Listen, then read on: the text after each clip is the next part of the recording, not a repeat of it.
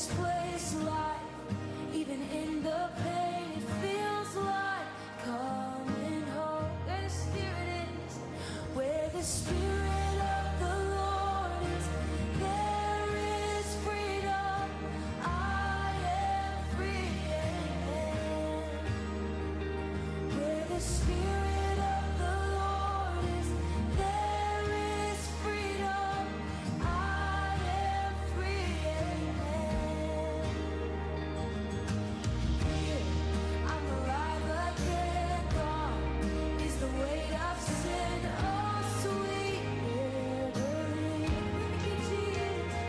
Praise God who saved my life. I'm born with the blood of Christ. I have been redeemed. Where the Spirit of the Lord is, there is freedom. I am free. Sounds amazing. Where the Spirit of the Lord is, there is freedom. I'm free, I'm free, Where the Spirit of the Lord is, there is so much freedom. To the body of freedom. One more time. Where the Spirit of the Lord is, there is freedom. I am free. This part goes like this. Free at last. Free at last. Thank God Almighty. I am free at last. All my chains are in the past. Thank God Almighty. I am free at last. I'm free at last. Free at last. Thank God Almighty. I am free at last. All my chains are in the past. Thank God Almighty. I am free. Let me tell you, I'm free at last. Free at last. Thank God Almighty. I am free. All my chains are in the past. Thank God Almighty.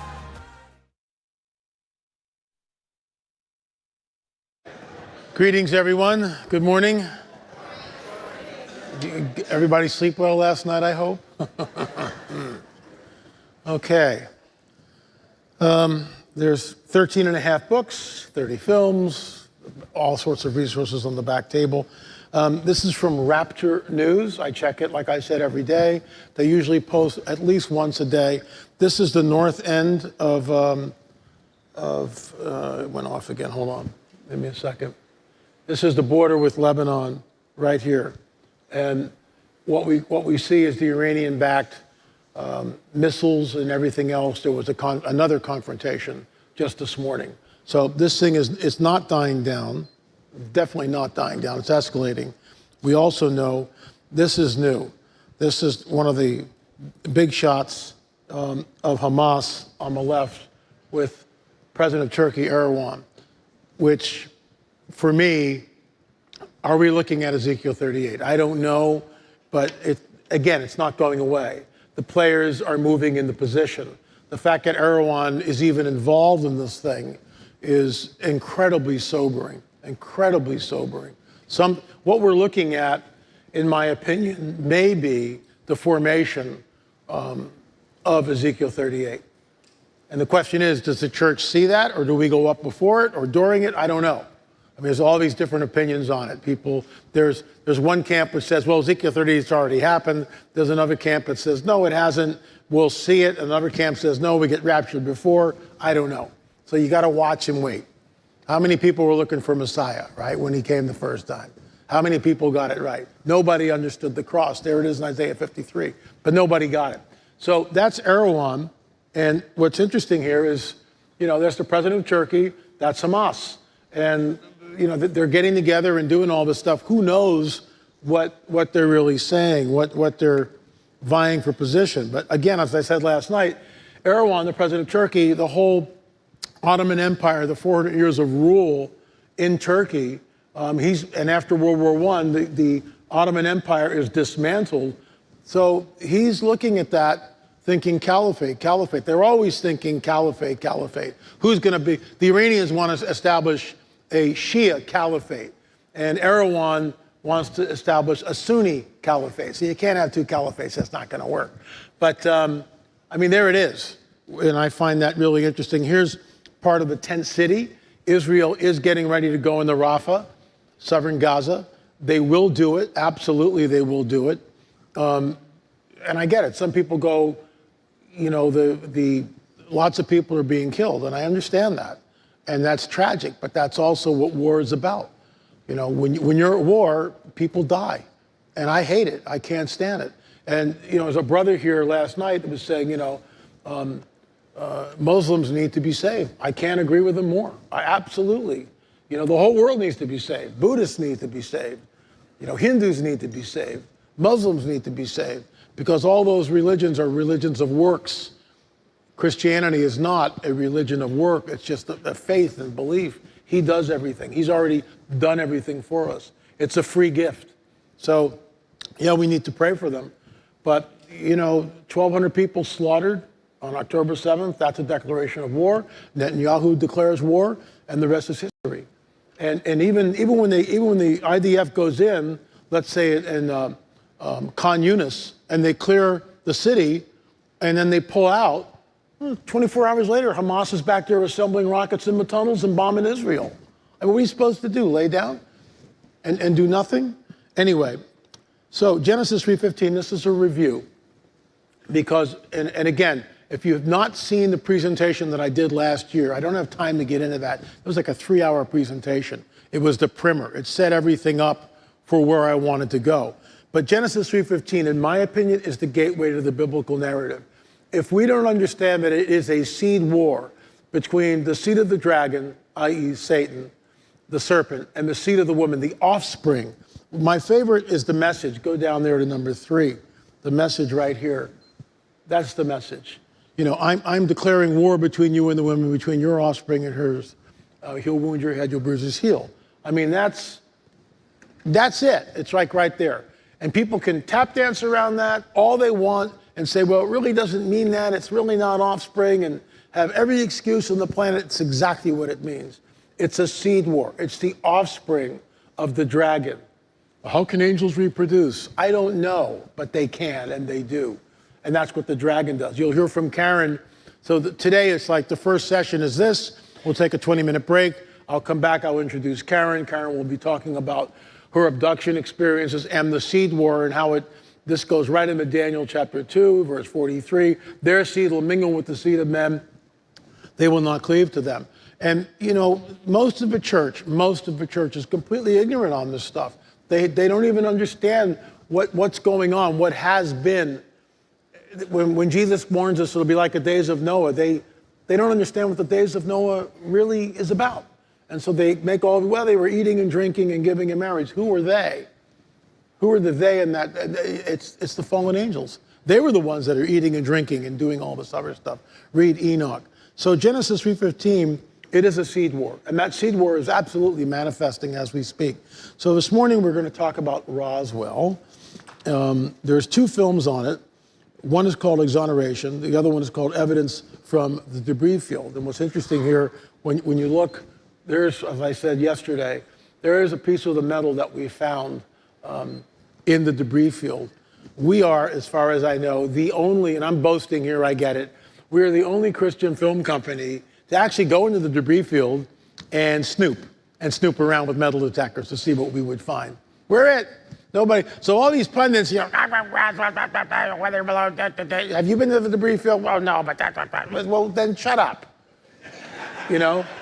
I mean, we found 2 pieces of metal and we tested it, but I'm getting ahead of myself. Here's the trailer. Marcel's own words, it was something that he had never seen before, something from another world. In our opinion, Marcel was a patsy. Just verbal directions that we know was about it. But his father was telling the truth. me dead in the eye, and he said, "It really happened." And he held his hand up just like this. They had 6 fingers, not 5. He said they looked quite a bit like us. Do you think your grandfather was a Nazi? 100%. A cover-up by the U.S. military. Do you believe our government has made contact with intelligent extraterrestrials? I can't discuss in public setting. Do we have the bodies of the pilots? Biologics came to some of these recoveries. We deliberately obfuscated and they lied to the American people. When the Pentagon decided to lie about what happened at Roswell. Standing 6 feet away, this little being about 3.5 foot tall. She said the nurses who were there during the crash, they're now at a convent. The first book that Rambo wrote, and he said to Jess, he said, "That's not fiction." But for everybody, I mean, this is a human thing. It's a worldwide changing, life-changing for everybody. It was certainly not a weather balloon and not something from this earth. So the deal is, Roswell was ground zero for the way we were told to handle and to talk about UFOs. In fact, you were not even supposed to talk about it. If you talked about UFOs, you were wearing a tinfoil hat. You were a conspiracy theorist. We'll get into all that. So there are 10 films that are finished. 8 of them you can find. This is the first one, UFO cover-up. Number 2, unidentified aerial phenomena. We talked to witnesses. It's unbelievable. Some of the accounts, the reports. Number 3, again, Close Encounters. We talked to some of the experts, exposing the Dragon's Dark Secrets. You'll hear more about that from Karen. That's on abductions. Crop circles. Again, we were at the Crop Circle Museum. We saw a crop circle in England. We flew our drone over it. But the kicker with that, and I talked about this last year with the crop circle, was the one that we found in Ohio, right across from the Nephilim mounds. And it was the second largest crop circle in America's history. In a field of standing corn, 8 feet tall. How do you make a crop circle in a field of corn that's 8 feet tall? It's like, higher than this, where you can't see, and the corn stalks are like, what, 1.5 inches, 2 inches in diameter, and they're all bent, they're not broken? How is it possible? And then it's weaved like this. I don't have time to get it. That's a whole other presentation. But and they're called dragon heads by crop circle researchers. That's what this thing was. And it appeared right across from the Nephilim mound sites in Chillicothe. And it happened about 20 days before the Nephilim Mounds Conference in Ohio. The first conference where a bunch of Christian guys, Gary Stearman, Russ Dizdar, Chief Joseph Everyone, and yours truly, were there talking and saying, hey guys, the Hopewell had nothing to do with this. This is Nephilim architecture, fallen angel technology. And the film that we did last year, and I'll just tease this, we're in the process of editing it. That's how far behind we are. So we're in there with mathematicians and surveyors. Fritz Zimmerman was there, all these people, archaeologists. We're filming this whole thing. And we have something that I discovered. I'm boasting again. Careful, LA. Lightning bolts could be coming at any moment. No, but I'm boasting. I discovered something when we were across the pond. I won't tell you what country or anything else, but it was across the pond. It was over in Europe someplace.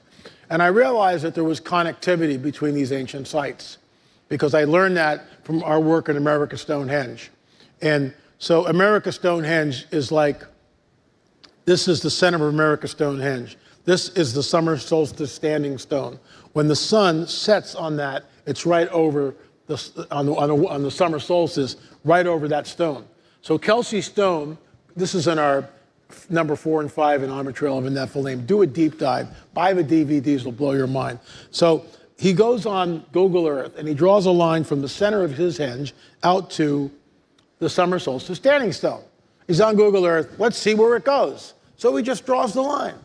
He's just a kid. He's 23 years old. He's a college kid. Nothing to do. So he's doing this. He's been on this site since he was a baby. His grandfather owned the site. Okay? He draws the line, and it goes across the Atlantic Ocean. He finds himself in Ireland. Then he finds himself in southern England, and he begins to scroll in. That line bisects the 2 of the trilithons at Stonehenge. They're set like this. Trilithons. You have 2 uprights and a column going across this way, right? and that line comes in like this and bisects both of them. You can't do that. That's spherical trigonometry. And the only way you can do that is from the air. We can do it in modernity. Why? Because we got satellites all over the place. It's spherical trigonometry, and it splits Stonehenge, those two trilithons. I mean, if that doesn't blow your mind, you're asleep. You're dead. Because that's the prince of the power of the air. That's who's behind it. Knowing that, when I'm in Europe, there were 3 sites that lined up with each other. And I'm immediately going, oh my gosh. So we go on Google Earth, okay? We go on Google Earth and we go to the east first. Nothing's there that I'm aware of. But we go to the west, and what we discovered is absolutely mind-boggling. And no one even knows about this. We have it all on film, so if I die tomorrow, God forbid, my business partner, Gil Zimmerman, knows all this, so it's not lost. But this is groundbreaking stuff. And what we're going to do is when we finish the film, we are going to go into Ohio, rent the theater, and show it, and challenge the archaeologists. Let's have a debate. Don't make up names like the Hopewell built the Octagon Mound. And this has nothing to do with Roswell, but I digress. Please forgive me. Okay. LA's off on another rabbit trail. We'll never get out of here. And I'll end with this. The Octagon Mound is a complex octagon. It encompasses 50 acres of land, 50. 50 acres of land. When you stand in it, you're not even sure what you're looking at. And how would you check it? And why build this thing, this octagon, that encompasses 50 acres of land? And it's an unequal octagon. 2 of the sides are not equal. How was that done? So we have this mathematician, she's a college professor, and she's drawing this thing on an 8.5 by 11 piece of paper. She's got a compass, she's got a ruler, she knows geometry, she knows the angles. She's not having trouble, but this is on an 8.5 by 11 piece of paper. And the Hopewell supposedly did this? This is advanced geometry? If the Hopewell Indians, and there is no such thing, that was just made up by archaeologists, they don't even know who these people were, or if they were people. Okay? Nobody knows. Nobody knows. So if they had this type of advanced geometry, they would have passed it down orally. Our geometry right here, it's not there. It's not there. This whole thing is a construct. Just like the Darwinian evolution. You send your kid to high school, what does he learn? Darwinism. That's what he learns. And it's the biggest bunch of hooey that's ever been foisted on the American people, and the people of the world. But I digress. I'll shut up now and move on. So number 5 is on crop circles. Number 6, which we'll talk about this afternoon, is on cattle mutilation, right after lunch. So be warned. It is the darkest film I've ever worked on. I mean, the darkest film I've ever worked on. I would work on it in my studio for like an hour and a half, and I can't do this anymore. And I'd run out into the sunlight and just sit there just going, taking a deep breath. There's no happy moment in it. There's no happy ending. There's no release. It's just tension, tension, tension, tension, tension. And then the punchline at the end, which I'll tell you this afternoon, which is just, I've had grown women in the audience break down and cry at the punchline. That's how traumatic it can be. And I get that. And I'm not giving you hype, but we're going to expose something. That's why Karen goes first and talks about the abduction phenomena. And then we talk about the cattle mutilations, because everything is linked like this. You are taking, I will take you, Karen and I today, will take you into Hell's Kitchen. We're going to expose, look, my mission statement, our mission statement, is to expose the deception of the prince of the power of the air and to herald the return of the King Jesus. And that's what we're doing. Last night, we talked about he's got to come back soon because you can't fix this. And I believe, Pastor Dan was saying, like, in the back room and stuff, we were going after the last night, walking out together, and I said, he's got to come back soon. And Pastor Dan goes, I don't understand why he's not back already. And I just started laughing and said, yeah, I get it. I don't either. What are you waiting for? Ah! I think he likes it when we kind of punch back a little bit, because he can squish me like a worm, but he doesn't do that because he loves us. He will discipline us, but I think he kind of likes when we're a little feisty. I'm just saying. Not over the top feisty, but a little feisty. So then 7 and 8, Roswell exoneration in the debris field, and check this out. These are real audios from 1947. We're losing the audio? Headline edition, July 8, 1947. The Army Air Forces has announced that a flying disc has been found and is now in the possession of the Army. Army officers say the missile, found sometime last week, has been inspected at Roswell, New Mexico, and sent to Wright Field, Ohio, for further inspection. Late this afternoon, a bulletin from New Mexico suggested that the widely publicized mystery of the flying saucers may soon be solved. Army Air Force officers reported that one of the strange discs had been found and inspected sometime last week. Our correspondents in Los Angeles and Chicago have been in contact with Army officials endeavoring to obtain all possible late information. Joe Wilson reports to us now from Chicago. The Army may be getting to the bottom of all this talk about the so-called flying saucers. As a matter of fact, the 509th Atomic Bomb Group headquarters at Roswell, New Mexico, reports that it has received one of the discs which landed on a ranch outside Roswell. The disc landed at a ranch at Corona, New Mexico, and the rancher turned it over to the Air Force. Rancher W.W. Bridges. So,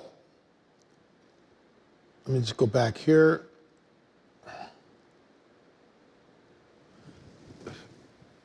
I was at Roswell, New Mexico years ago, and Jesse Marcel Jr. was there, and I got to interview Dr. Jesse Marcel Jr. So here's the scenario, okay? 1947, something happens at Roswell, and this is the backstory. The 509th Bombing Group is stationed in Roswell, New Mexico. So what's the 509th Bombing Group? That's the bombing group that dropped the 2 atomic bombs, one on Hiroshima, the other one on Nagasaki, right? They're the only nuclear-capable Air Force battalion, whatever, on the planet. 1947, sometime late June, early July, something crashes. There are eyewitnesses written in the paper that saw something streaking in about 400 or 500 miles per hour. It was all lit up. That's not a weather balloon. Weather balloons don't go 400 or 500 miles an hour. That's impossible. So we've got all this testimony. Something crashes. The rancher, Mac Brazel, and we'll talk about this in just a little bit. Mac Brazel goes out, sees the wreckage, takes some of it back, and brings it into town, into the Roswell. This is 1947. The debris field is literally out in the middle of nowhere. So he brings the stuff back. The sheriff goes, you better go over to the 509th with this. This might be some of their stuff. So Mac Brazel brings it to Jesse Marcel Sr., who's the 509th Bombing Group's intelligence officer. This guy knows what's out there. He's really smart. He's the intelligence. It's not Elmer Fudd. This guy's really smart and he knows what's going on. He looks at it. He's never seen anything like it. So I'll get into that in a little bit. So this is his son. Decades later, Marcel Sr.'s passed away. I'm at the Roswell convention, UFO convention, and I meet Jesse Marcel, Dr. Jesse Marcel Jr. And this is the interview I conducted with him. We dramatized it, but this is the interview I conducted with him. It was a written interview. We exchanged emails shortly before he died, passed away. So it's one of the last interviews that he did before he left this earth. That's my question. Late June or early July 1947, an unknown object crashed outside of Roswell on a ranch northwest of Roswell. The Army Air Force authorities recovered the debris and sent a portion of it to Fort Worth Army Airfield for their information. General Ramey determined that the debris was of an unknown origin and floated the cover story that this was just a misidentified weather balloon and sent the debris for further study to Wright-Patterson Air Force Base in Dayton, Ohio. Most people who actually saw the debris felt that it was of extraterrestrial origin.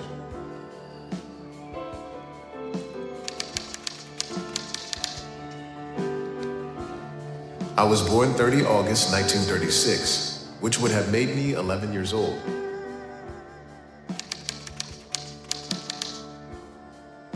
He was an intelligence officer for the 509th Composite Group, which dropped 2 atomic bombs on Japan to end the war. As an intelligence officer, a part of his responsibilities was to interpret photographs and brief bomb crews on appropriate targets. He was with the 509th at Wendover, Utah, where the crews practiced dropping what they called the Pumpkin, which was a dummy atomic bomb in order to practice their skills on targets. After the war, he received raw intelligence, and it was his job to decipher this intelligence and give briefings to the appropriate personnel.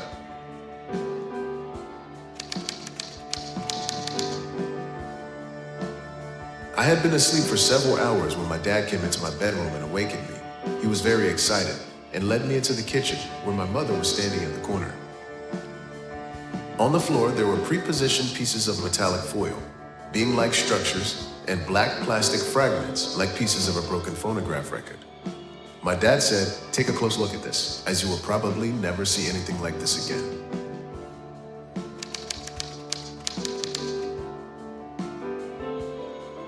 The foil was very light but tough, and the beams were metallic, with a peculiar type of writing along their length. The writing resembled hieroglyphics, but not exactly. There were more geometric shapes and figures that were of a purple-violet hue.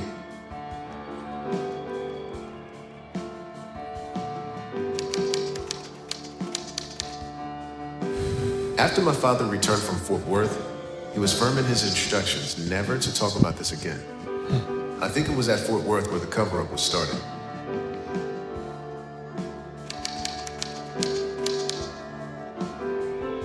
In 1978 or 1979, Stan Friedman, who was given a heads up about the Roswell story from a fellow radio amateur friend my dad had interviewed him.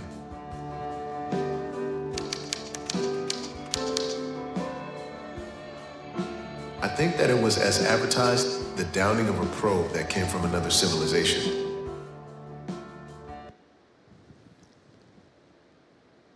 So this is the paper. This is a replica of it. I have it on my desk at home. This is July 8th. This is what it says. RAAF captures flying saucer on ranch in Roswell region. That, in my opinion, that's the truth. That's exactly what they did. They did capture a UFO. They retrieved a UFO. That's what it was. Then right after that, they redacted that and they came out with another paper. This is a shot of Mac Brazel. He's the rancher. He's the guy that is out in what's now known as a debris field, and it's free-range cattle. And I'll show you pictures of it later, what the debris field looks like. It is literally out in the middle of nowhere. And in 1947, we're talking dirt roads. Even now, to get to the debris field, it's a one-lane gravel road that just goes for miles, and there's free-range cattle. To get there, we stopped a couple of times and watched herds of cows just cross the road. I mean, it's absolutely in the middle of nowhere, completely. So in 47, it's like super remote. And in 47, you don't have the type of four-wheel drive vehicles that we have today. It's just that they're not there. So, you know, for Mac Brazel even to go into Roswell with the debris field or pieces from a debris field is a whole different story. This is July 9th. This is the day after the truth. That's the truth. Flying saucer. Then Ramey comes up and completely concocts this story about a weather balloon. Oh, it was a weather balloon. Why did they pull the switcheroo? Why did they pull the switcheroo? And that's what this whole thing is about. Exoneration, because that's a picture of General Ramey. Because Ramey is floating this cover story. Where's he getting his orders from? Why the kibosh? Why did they deliberately obfuscate the truth? Because that's what they did. So Exoneration, the film's title, we went and we spoke to Jesse Marcel Jr.'s relatives, his wife, his widow, his daughter, other people, and that's the sort of a nexus of the film. Because, in my opinion, Jesse Marcel is the Lee Harvey Oswald of ufology. He was a patsy, it's a total setup.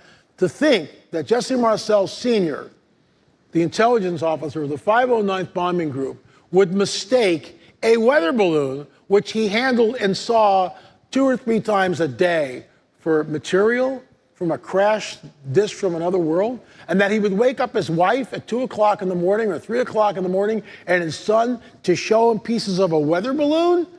Come on. But his name was, he was disparaged, his name was dragged through the mud, and he is the Lee Harvey Oswald of, and for those of you who really believe that Lee Harvey Oswald was the lone shooter, God bless you. So anyway, so here's Jesse Marcel. The eyes, look at the body language.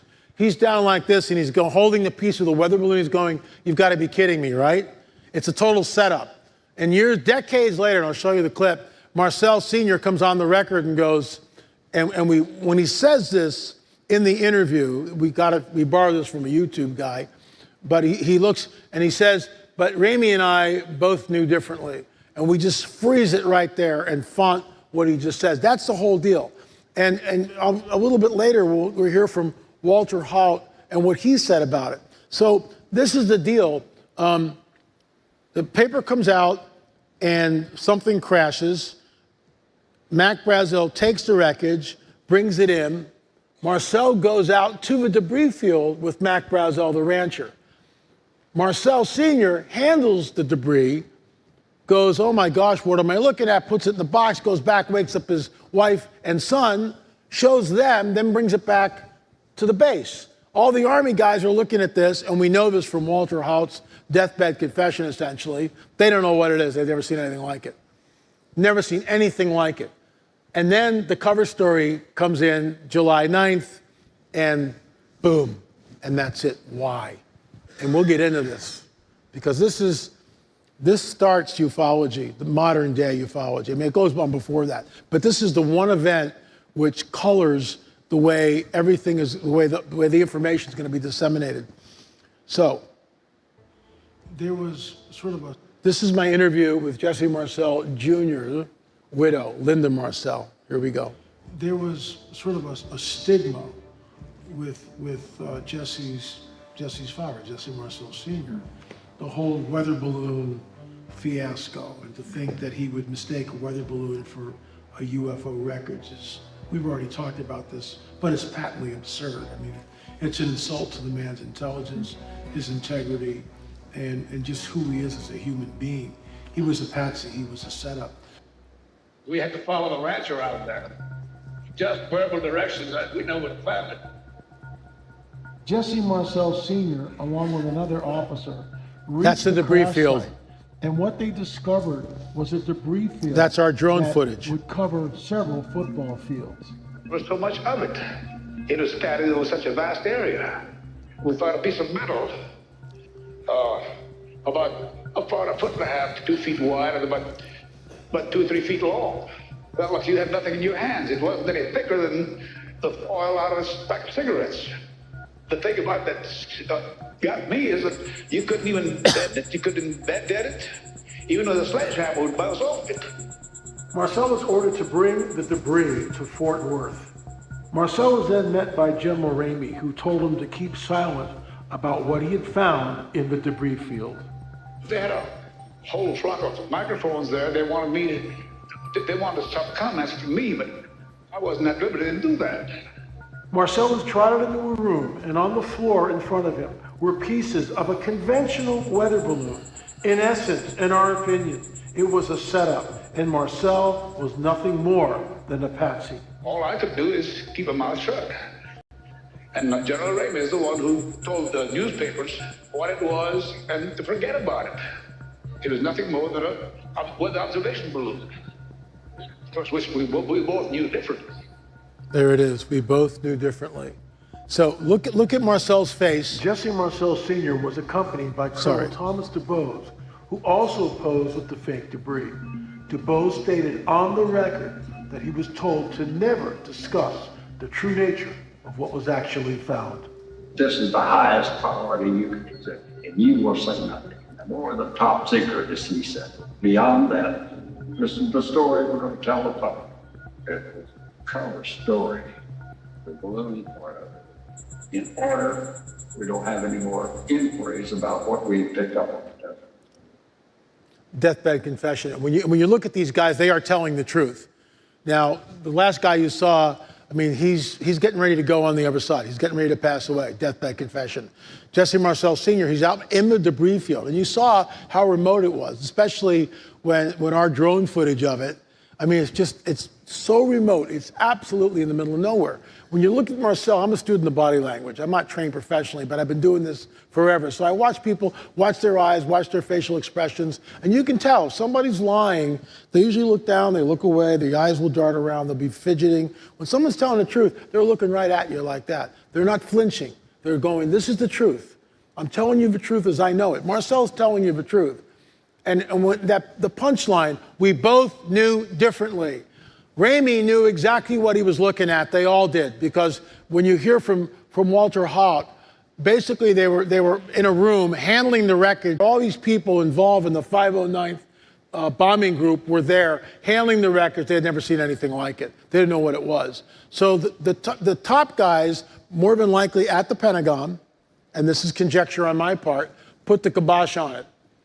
We don't know where Ramey's orders came from, but they came. And we also know the pilot that flew the debris, and I'm getting ahead of myself, from Wright-Patterson, including the bodies. But that's later on. So there's General Ramey, and in his hand, he's holding a telegram.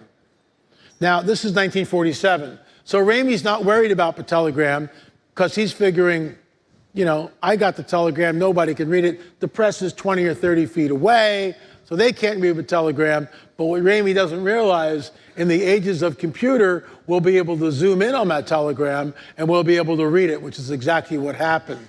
And this made huge news. This is David Rudiak. He's the guy that looked at the telegram and blew it up. And this is what it says. See the word disc right here? I just love this. And of course, the Army, and I'll get into that. I'm always getting ahead of myself. But right here, there's the word disc. Bodies were recovered. I mean, look at that. Look at that. And David Rudiak's the guy that broke the story. I mean, there's the other word disc right there, Wright-Patterson. So if it's a weather balloon, why are they flying weather balloons up to Wright-Pat? You tell me. Why would you need to do that? If it's just a common everyday weather balloon, why are they flying this thing up to Wright-Patterson? No, it wasn't a weather balloon. It was something else. So here's Walter Haut. There he is again with replicas of the paper. July 8th and July 9th, two completely different stories. We recovered it. Oh, no, it was just a weather balloon. Flying disc. Oh, no, it was just a weather balloon. Witnesses that see something streak across the sky at 400 or 500 miles an hour, lighting up the sky. Weather balloons don't do that. So it's a lie. This is the affidavit, and I'm going to read part of it. In July 1947, I was stationed at the Roswell Army Air Force Base in Roswell, New Mexico, serving as the base public information officer.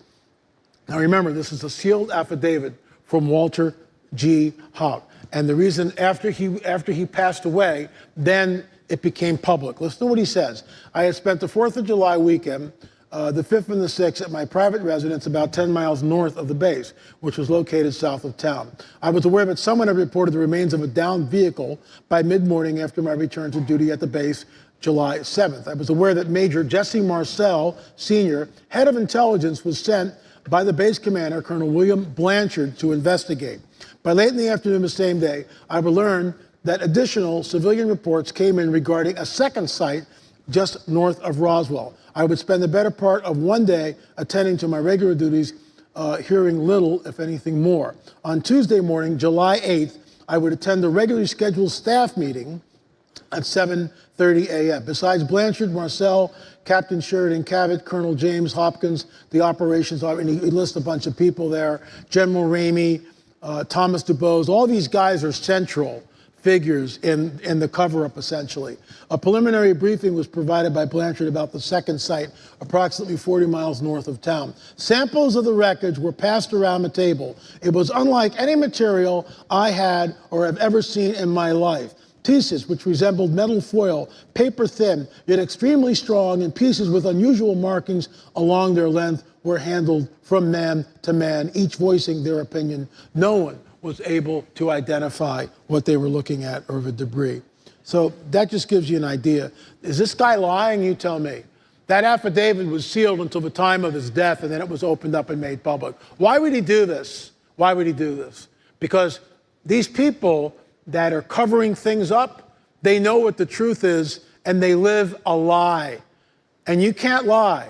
You know, if human beings, if we've done something, and it'll eat at us until we confess and we go, okay, I did this, this, and this. I'll just give you one of my favorites. I'm harboring ill feelings towards another human being. I'm resenting them. I'm bitter towards them. We can't live with bitterness. No stinking way. You got something against your brother? What does the Bible tell us? Go to him directly, forgive 7 times, 70 times. In other words, that's it. Forgive. And when it comes back, nope, I'm not picking that up again. That's giving it to the Lord. Doesn't matter. I mean, some guy burned me for $7,000. Do I have a right to be bitter? Absolutely, LA. Absolutely, you have a right. No, I don't. Get behind me, Satan. I do not have a right to be bitter. Lord, you bless him. I forgive him. I'm moving on. You know I was unjustly treated. Doesn't matter. The Lord knows that. He'll provide in another way. I'm just going to trust in him. Bring it to the courts of heaven. Walk away from it. Guess what? I'm free. I'm not weighted down by bitterness. But I know people who are bitter. I'm not going to mention any names. Close people that I know that are close to me. One of them died. This person was incredibly bitter towards her parents, to the point where when she would talk about it, you could just see the anger and bitterness just oozing out of her. She died. It's poison. It's poison. So, getting back on track, these guys are living with something. They know it's a lie. They know it's a lie, and they're living with it, which is why all of them do deathbed confessions. You saw Jesse Marcel. We both knew differently. Talking about General Ramey. They both knew differently. So something's going on here. And there it is. This is Linda Marcel.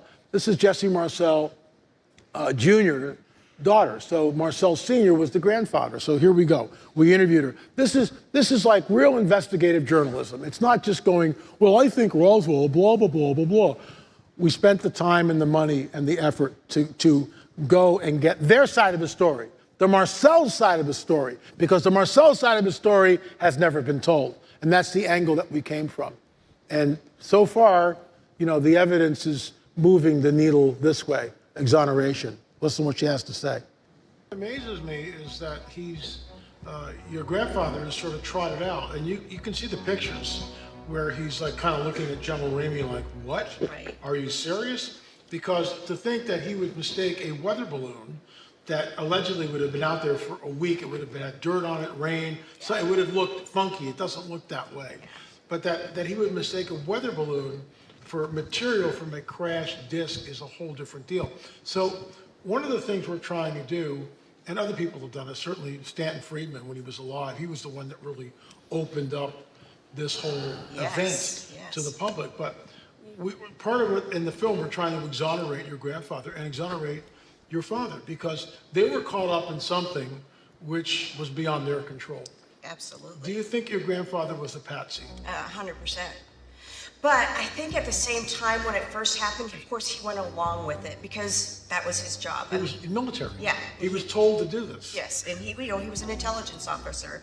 Yes, sir, I will do whatever you want me to do, which is what he did. But I think probably in his mind that he probably thought eventually it would all come to light, and you wouldn't have to remain this person that, you know, he took keep secret. They all you know? did. Everybody did back then, sure. So, and I respect that. I mean, that was his job. That was what he was supposed to do. I want our intelligence to be able to keep secrets if they have to, because, I mean, that may depend on our safety. Mm-hmm. But I think enough time has passed now where there's no reason for it. We're in a different age than we are in 1947. I completely concur with you.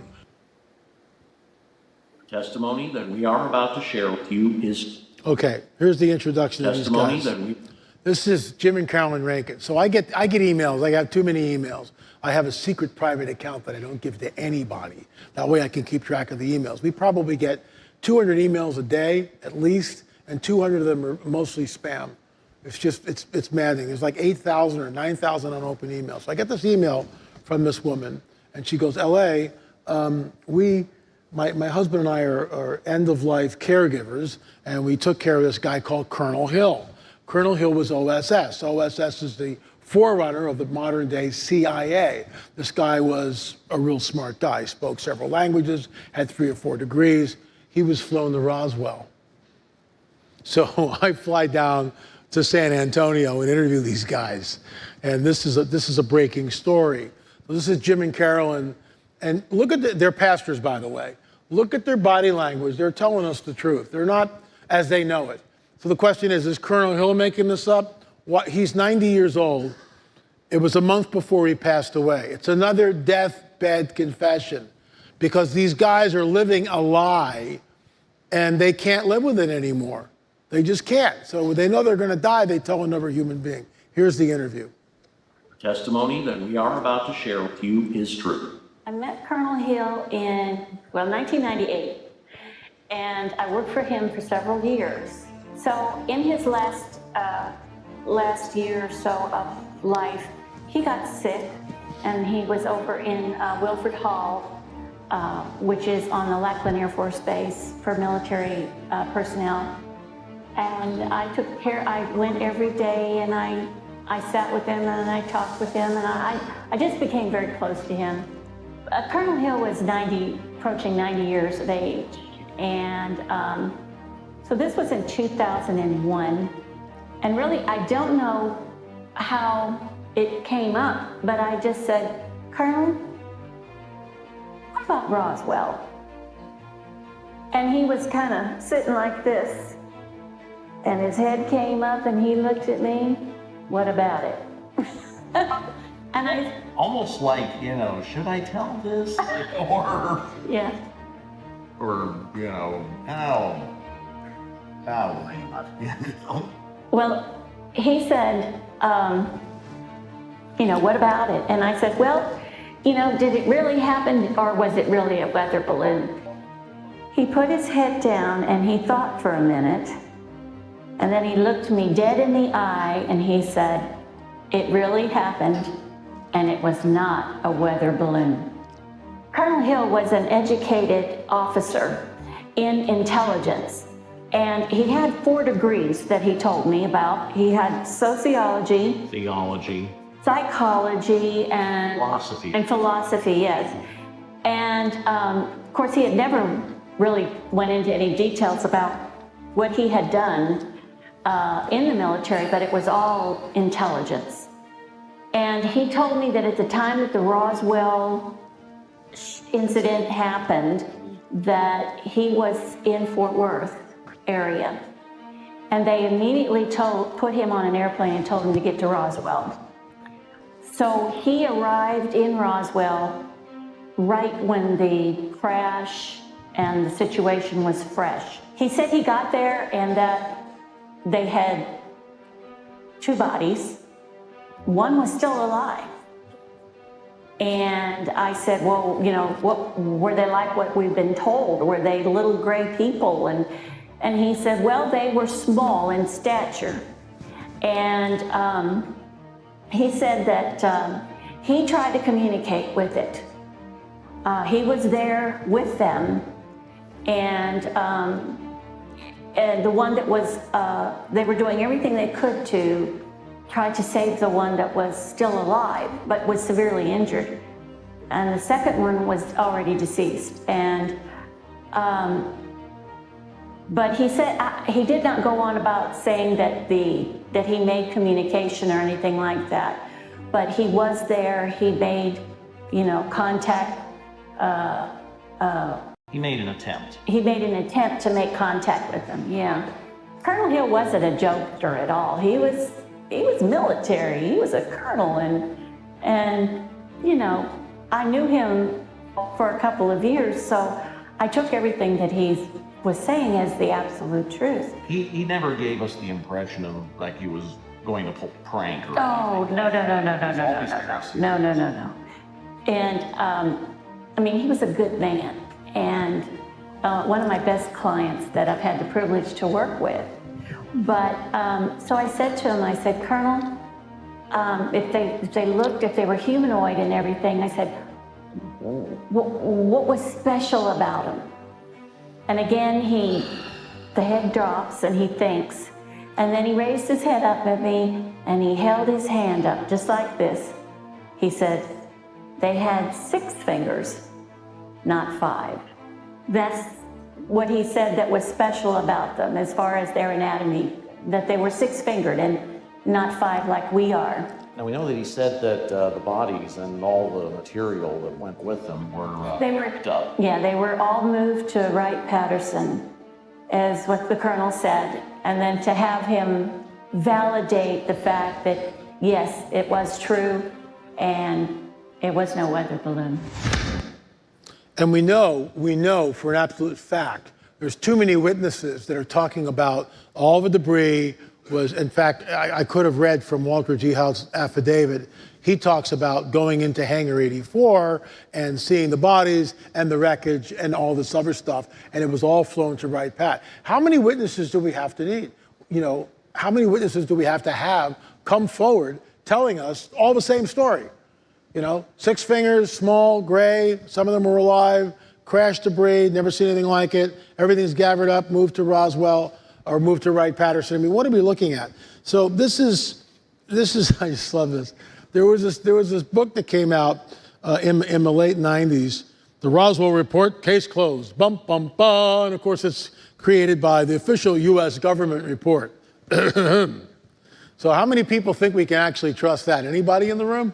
Please raise your hand. Isn't it amazing how no one raises their hand? Why is that? Because we've lost complete faith in the people that govern us. Go figure. The Roswell Report, case closed. One of the things they were trying to tell us in that book, which is just so laughable, that the bodies that were recovered were crash test dummies. That's what they floated in the book. Well, Dr. Stanton Friedman, when he was alive, looked at that, and he did a deep dive on it, and to his astonishment and everybody else's, they discovered that the crash test dummies that were allegedly used in this weather balloon deal or whatever they said it was, well, they weren't employed till 1953. So Roswell happens in 47. The crash dummies aren't being used until 1953. So unless somebody's got a time machine here, that's not going to work. And of course, it's just laughable. Every ufologist has read this book, and it's completely laughable because they just make stuff up. And it's always disparaging Marcel that he couldn't tell the difference between a weather balloon and something not from this earth, seriously? And that's why the exoneration, that's why what we talked about. So when all this happened, this is at Pepperdine University. This is before I publish anything. I'm still doing a lot of research. This is in the 90s. So at Pepperdine University, Roswell case closed had just come out. They bring some military guy in to talk to the Pepperdine students and the people at Pepperdine. And so I attended the lecture, and this guy starts talking about the crash test dummies and all this other stuff. And I raised my hand, and I quoted Dr. Stanton Friedman. And this guy did the Texas two-step in California like you wouldn't believe. I mean, after this ridiculous, long-winded answer, which never answered my question because he couldn't, he was caught, and he had no answer because the crash test dummies were not employed until 1953, Roswell's in 47. And when I asked him that, he had no answer. So I just got up and left the room. Why is he there at a college campus mouthing this off to a bunch of college kids? Why? Why are they doing this? Why do they care? Why are they indoctrinating, your kids, your grandkids, way back in the 90s, whatever, and telling them something which is absolutely a bald-faced lie? Why? And then, ufologists, some people who got a little too close, like the late David Flynn, I believe they took him out. That's conjecture on my part. He winds up he has a twin brother. There's no cancer in the family or anything like that. David winds up with a brain tumor and dies. How does that work? And now it's different. That's not the 90s anymore. They don't take you out. Now, and they used to, disparage people. Oh, he's a conspiracy theorist. He's a tinfoil hat wearing guy. Do you know where the word or the term conspiracy theory comes from? Anybody know where that comes from? Raise your hand if you do. It comes from the JFK assassination. That's when the Warren Report came out and everybody went, excuse me, this isn't making any sense. You were a conspiracy theorist. How dare you question these people. They're always telling us the truth. Oh, really? You know, there's a book out with Jerome Corsi and Dr. Matnick. I have it in my library. I just got it. And it's all the autopsy stuff. It's very, very medical, really written really well. And he was shot at least three shots from the front came at him at the same time. His head was just blown apart. And they talk about the doctors. By the way, if you've not seen Rabbit Trail, if you've not seen Parkland, you can go on Netflix and rent Parkland. They had that film done 10 years ago, but they didn't release it. Gee, I wonder why. But they released it now. And all the Parkland doctors are there. They're the guys that got JFK's body and handled it. The back of his head was completely blown apart. Completely blown apart. His brains, this is a little gross, his brains were just dripping on the floor. He was dead. He was, dead on arrival. Dead on arrival. And they all knew it. They tried to resuscitate him, but I mean, he never regained breath or anything else. He never breathed on his own. I mean, it was over. The frontal wound here, where the tracheotomy took place, that's an entry wound. I mean, this whole thing is just, we died in Dallas. The country, in my opinion, the country died in Dallas that day. And that's it. We've had 2 presidents since then. Ronald Reagan, turn off the cameras. You've had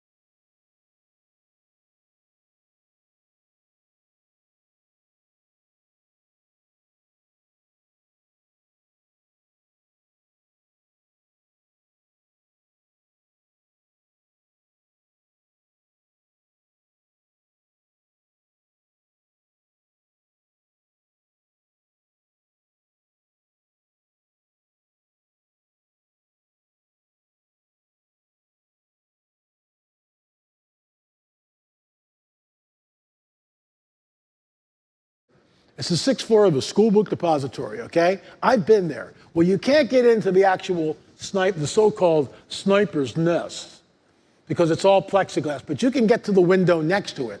So I'm pretending I've got a rifle, a Mannlicher Carcano, and I'm sighting this thing like this. And that X is way down there, way down there. The shot is from the other window when he's coming up Elm right at you. That's a turkey shoot there. If you're a lone gunman, that's where you take the shot. You take the shot when he's coming right at you. I mean, it's a turkey shoot. He's coming right at you like this, sight him, and boom, you're dead. No, he takes the shot when he's way down there, way down there. And I've been there with the X's on the road. I've been behind the grassy knoll. It's a turkey shoot. It's less than 60 feet away. The limousine and the grassy knoll fence, 60 feet away from each other. That's it. And the limousine stops right there. The whole thing was a hit. The whole thing. And the question is, who did it? Who has the power to do it, and who has the power to cover it up? Right? Johnson, absolutely, all day long. Okay, camera's back on. Thank you. So, isn't it great? We love our president.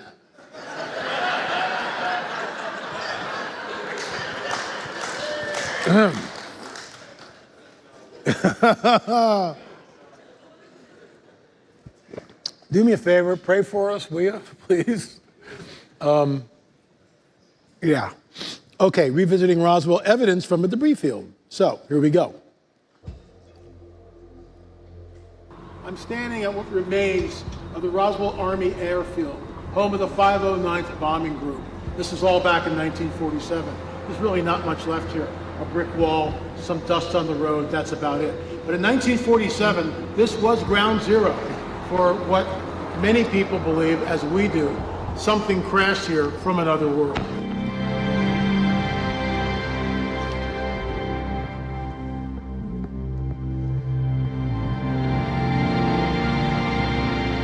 That's the debris field.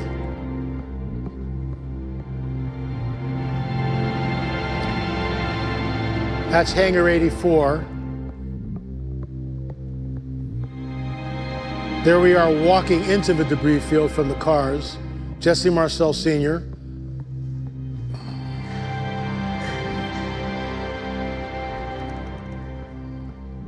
Victims of the wreck, disc. This is from Ramey's telegram.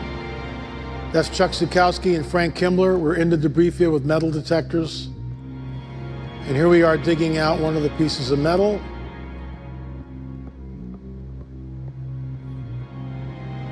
That's the inside of Hangar 84. Who gets to do that? Jesse Marcel Sr., members of the 509th Bombing Group, circa 1947. That's what a weather balloon looks like. That's Jesse Marcel Jr. in Iraq. He was a flight surgeon.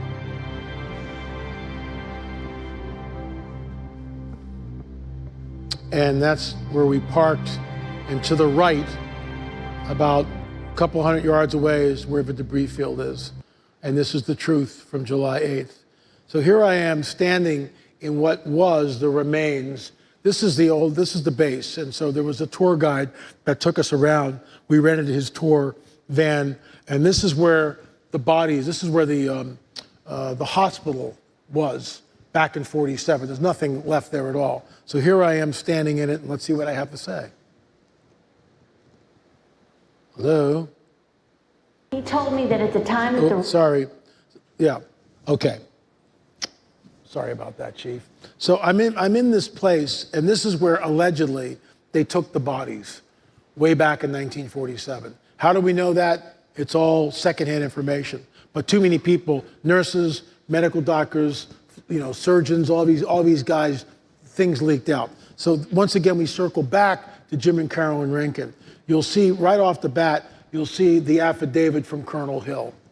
He told me that at the time that the Roswell incident happened, that he was in Fort Worth area. And they immediately put him on an airplane and told him to get to Roswell. So he arrived in Roswell right when the crash and the situation was fresh. He said he So we saw that. So here I am, this is Hangar 84. So we're in this van, it's a tour guide. So when you go to Roswell, there's all these like little tours you can take. So we rented the van and we put our film crew in, right? So it's just us, there's no other passengers. And so I go, and the driver goes, this is Hangar 84. This is the iconic Hangar 84 where they took the wreckage and the bodies, allegedly, right? So can we get in? Oh, that's almost impossible. You need blah, blah, blah, blah, blah. So I have learned over the years to push the envelope. What I mean, you don't have because you don't ask. So I in a nice way, I'm not like pushy. I'm not like somebody from New York City. If you catch my drift. I'm not that way, but I was walking on the right on the outside. You can see the chain link fence. That's the original building right there, that Quonset hut. That's the original hangar. That's Hangar 84. So I'm walking and I see this guy smoking a cigarette, and then I ask him, "Hey, we're from a film crew. Blah blah blah. Can we come in? Let's pick up the story." So you can see me there, and I'm standing. And right here, and on the other side, this guy's smoking a cigarette. So I go, look, we're a small little film crew from California. Can we come in and check out Hangar 84? He goes, yeah, come on up to the front of the building. So at this point, I'm going like, oh my gosh, we're not in yet, but we're closer than ever before. And so this is me inside the lobby, and this guy, the big guy in the back, hands me the cell phone because he calls his boss, Bull, the guy, B-U-L-L, that's the guy's name, Bull. Real big guy. And I'm on the phone talking to Mr. Bull, and I go, we're a small film crew. Can we come in? It's just a couple of cameras, 3 people, that's all it is. Can we come in? Yeah, I'll be right down in 20 minutes. So 20 minutes later, Bull shows up, and and you can see me, I'm like, we're in! So Bull winds up, and here we are. Now we're inside Hangar 84. That was what you saw here, that's the entrance to it. That's like the ante room, where you wait, it's all locked doors and everything else. Now he's taking me back into a conference room. So we sit down and we begin to talk about Hangar 84, what he knows. Now we're walking into Hangar 84. At this point, I can't even believe it. I'm just like, you've got to be, I'm like a kid in a candy store. I'm in Hangar 84, oh my gosh, I've been watching this thing since I was a kid. And I have. I've seen the interior of Hangar 84 in other documentaries. But now we're in it, and the look on my face says everything. I'm just going like, wow. And there we are, we're in Hangar 84. And what's amazing about this, there are the doors, this is where the wreckage was and all this other stuff. Believe it or not, and I just want to thank our host, Bull, for allowing us to come in here.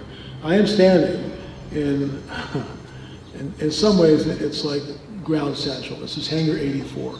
Allegedly, in 1947, the wreckage from the crashed disc that Jesse Marcel Sr. discovered and found along with Mac Brazel, and we've talked about that already, was brought to this location, as well as the alien autopsy, which allegedly took place in this room at the far side of the building, and we'll take you there in just a second. This is incredible. I mean, I've read about this, I've looked at pictures, I've seen other documentaries, but to actually stand here, which may have been the place where they brought the wreckage, is absolutely incredible.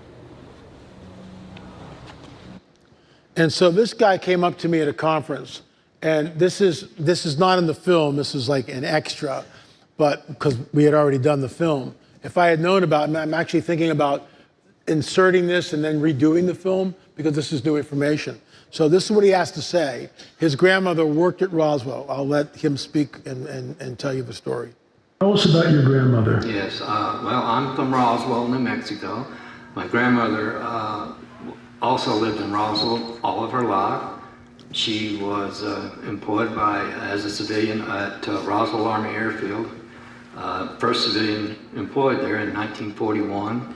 And she stayed there until 1967 when they closed the gates at Walker Air Force Base.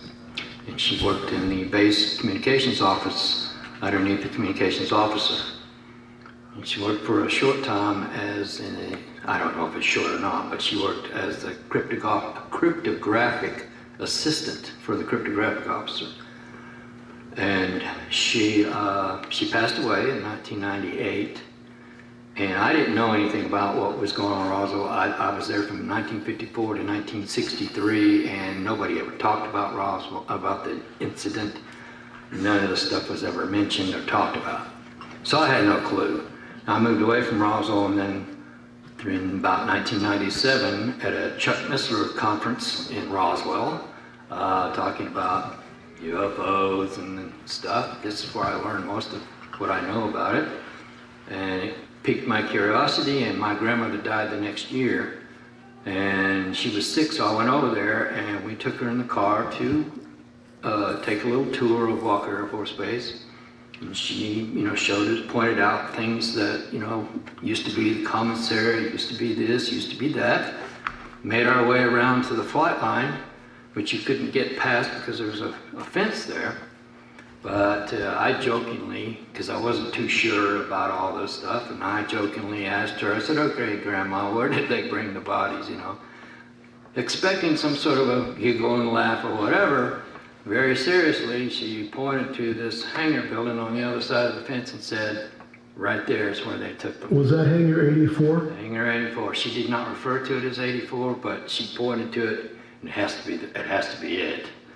Because she pointed directly at it and said, that building right there, that hangar right there. And I'm waiting for her to go, ha-ha, but she didn't. Hangar 84. So what are we doing here? We're getting witnesses who are deathbed confessions. She died that year, right? Deathbed confessions. They've carried this all their life, and they're coming on the record stating that that's where they took the bodies. This, I can't vet this, but my business partner, Gil Zimmerman, and I have done 5 films together. Gil worked 30 years at DreamWorks and Disney. He's a director, he's an animator, world-class cinematographer. So what's he doing with me? He's a Christian, and it's just a God thing, right? We laugh about it all the time. But we make films together. He looked at this clip I'm about to show you, and I go, Gil, is it a hoax? He goes, well, it could be. But the reason why I don't think it is, look at the cast. Why would you create something like this if it's a hoax? There are uniforms, just look at the production when I roll this thing. Look at the production. And like the White Sands, when it hits and comes up, and I'll show you that in a little bit in the debris field, that was smuggled out. Someone's taken this stuff and smuggling it out to, people that are burdened down, and the American people have a right to, the people of the world have a right to know. Check this out, and I'll talk about it as we see it. Non-disclosure agreement, they take it out, and they hold on. I mean, Colonel Hill's on his deathbed, and we have 2 witnesses. We have a gentleman. So you could see there they were flown to the body. Right field. And look at all the, there's at least 20 people in these clips. There's the body there. And the photographer's trying to get a shot, but they don't care about the camera. People are just butting in front of them. And she told me that there's a section, there's an area that when you get near it, it smells like formaldehyde, and no one goes in there. It's something like that, yeah, something like that.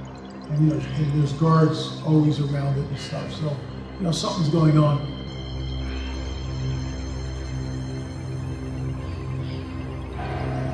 So if it's a hoax, it's a very expensive hoax.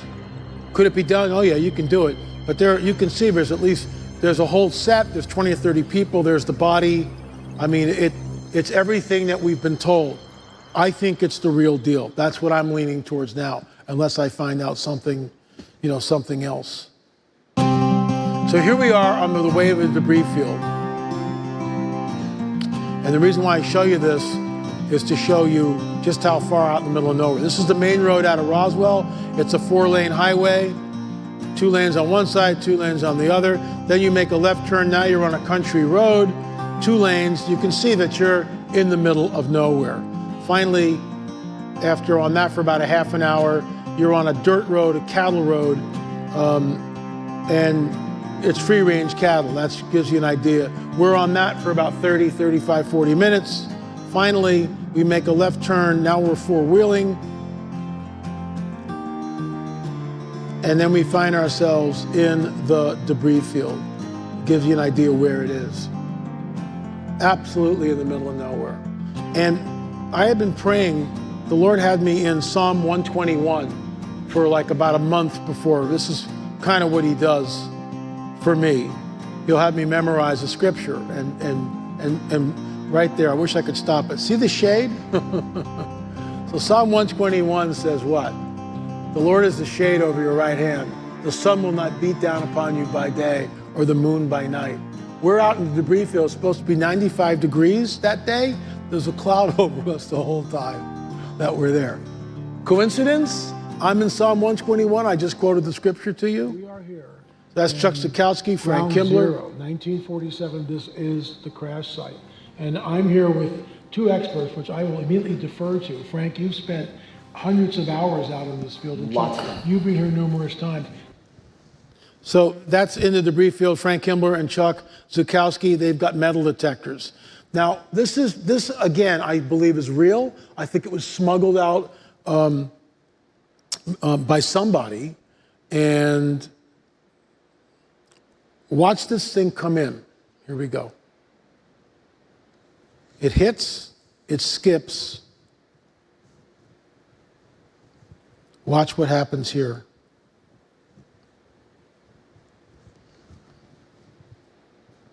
Like bullets out of a gun. See that? Another shot of it. We don't know. We have no idea who took it. It was definitely smuggled out. I'm trying to think of the name of the base. The name escapes me for the moment. It'll come back. Look at the debris. Look at that. So it's like bullets out of a gun.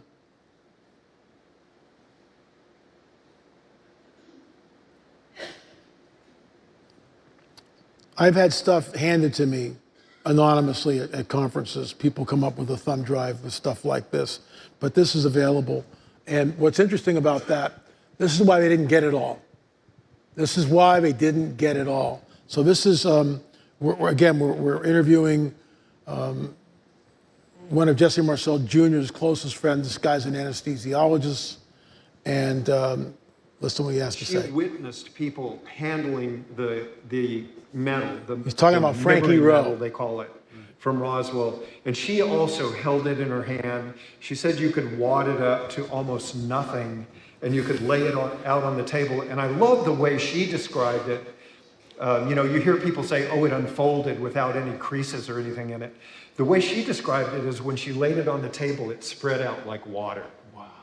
The state policeman reached into his pocket and he said, I don't think you guys got to see anything like this the other day. And he pulled his hand out of his pocket and it was closed up. He opened his hand over the table and dropped a piece of material that when it hit the table, it was all wadded up when it left his hand, and when it hit the table, it spread out like it was water. So that was Frankie Rowe. Frankie Rowe's father was a fireman, and he was dispatched to the second site. When the saucer came down like this, it hits the ground and leaves some debris. That's the debris field that Jesse Marcel Sr. took the wreckage from. So it hits and goes like this. It travels for miles, and then it hits the second crash site. That's where the bodies were recovered. That's where the disc was recovered. So Marcel never saw the bodies, never saw the craft. He saw the wreckage from the first hit. That's why I showed you this here shot, because it's a skip site. Bam, that's the first thing, leaves some of the debris, but the second time it hits, that's where the saucer actually was, and that's where the bodies were recovered, right there. This clip definitely was smuggled out. People aren't supposed to see that. So here we are in a debris field. This is Frank Kimbler with a metal detector. Somebody has gone into the debris field and they've taken metal spikes and they've pounded the metal spikes into the ground. So when you take a metal detector over it, can't find anything. The Army probably had 150 or 100 people on their hands and knees, like you do in Boy Scouts, or walking like this, picking up all parts of the wreckage. They didn't get it all. Why? I showed you that clip. When that thing blew up, those pieces of metal came out like bullets out of a gun, and they embedded themselves, the smaller ones, down into the ground. That's what we found with the metal detector. And I'll show you that in just a second. Here we go. So we have a hit. Oh, before I get into that. So Chuck and Frank are not born again spirit-filled Christians. They're great guys, I love them, but they're not born again spirit-filled. Gil Zimmerman, my business partner, born again spirit-filled. Our sound guy, Jim Peterson, so we're born again spirit-filled. So we're by the pickup truck and we're praying, Lord, please show us what you want us to find here. Please give us favor. Less than 5 minutes, all of a sudden Frank Kimber goes, hey guys, I got a hit. We go running over with the camera and I'll pick up the story there. There's Frank with the metal detector. So he's got a hit. Now he takes this little garden spade and he starts digging down.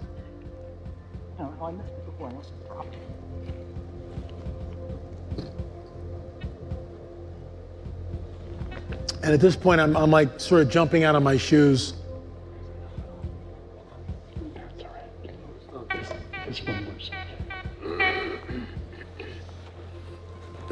All right, it's in that dirt pile. We know that for a fact. Now he's sifting the dirt because he knows he has metal somewhere, so he's sifting.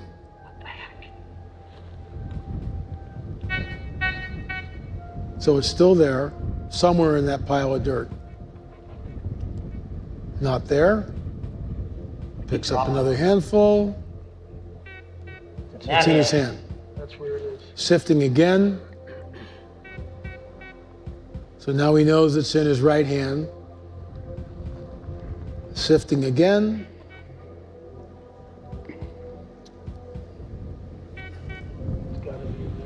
So watch. Sifting again.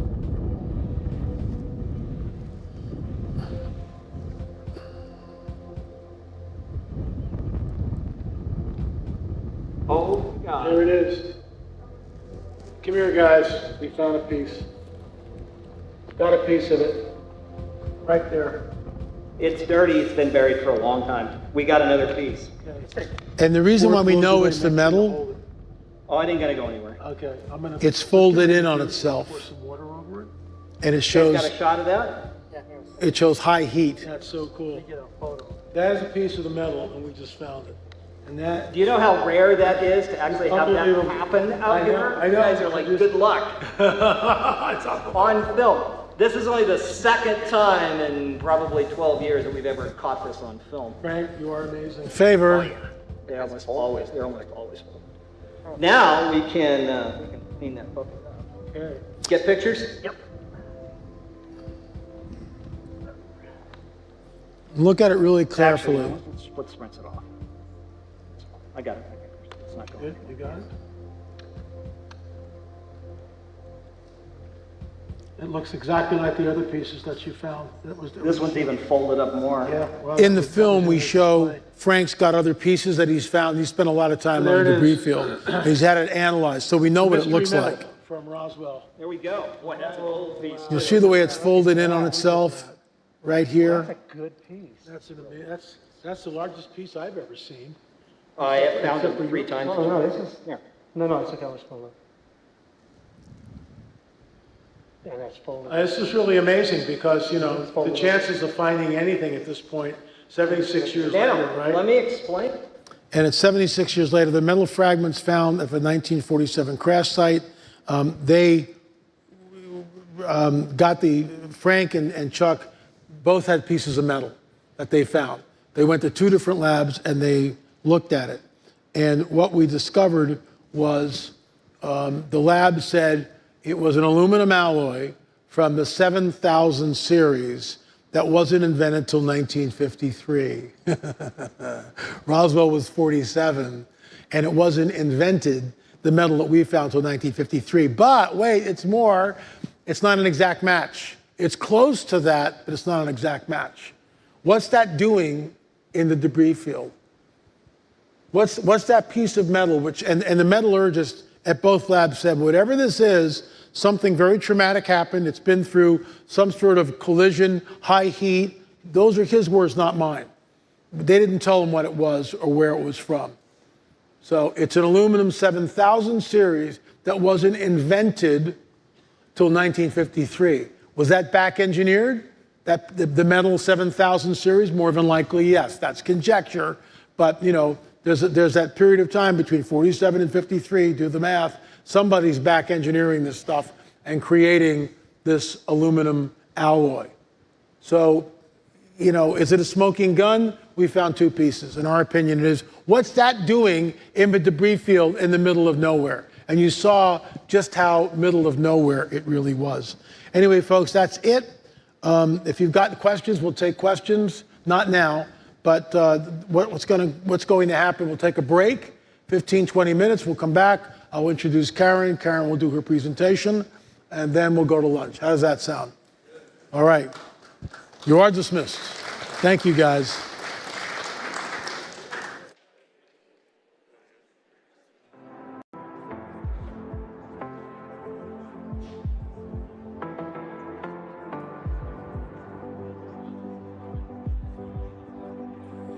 Your word shows how much you have loved me. Send a love to find me.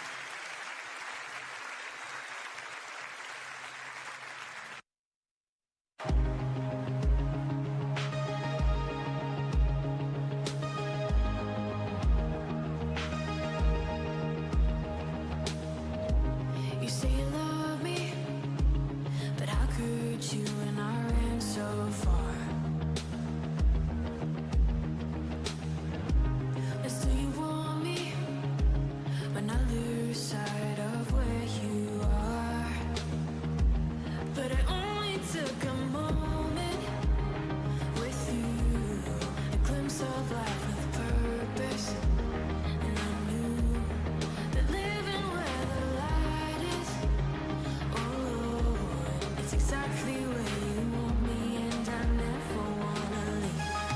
So I'm gonna stay in your presence, sing of your love forever, dance like I did the day when I caught a glimpse of you. And I'll get a little bit desperate to run to the arms of heaven. Oh, let my life surrender, 'cause I caught a glimpse of you. I caught a glimpse of you. I caught a glimpse of you. I caught a glimpse of you. You follow me through the moments when I lose my way. You surround me with your mercy and your endless grace. But it only took a moment with you, a glimpse of life with purpose, and I knew living where the light is. Oh Lord, it's exactly where you want me, and I never wanna leave. So I'm gonna stay in your presence, sing of your love forever, dance like I did the day when I caught a glimpse of you. And I'll get a little bit desperate to run to the arms of heaven. All of my life surrendered, 'cause I caught a glimpse of you. I caught a glimpse of you. I caught a glimpse of you. I caught a glimpse of you. I caught a glimpse of you.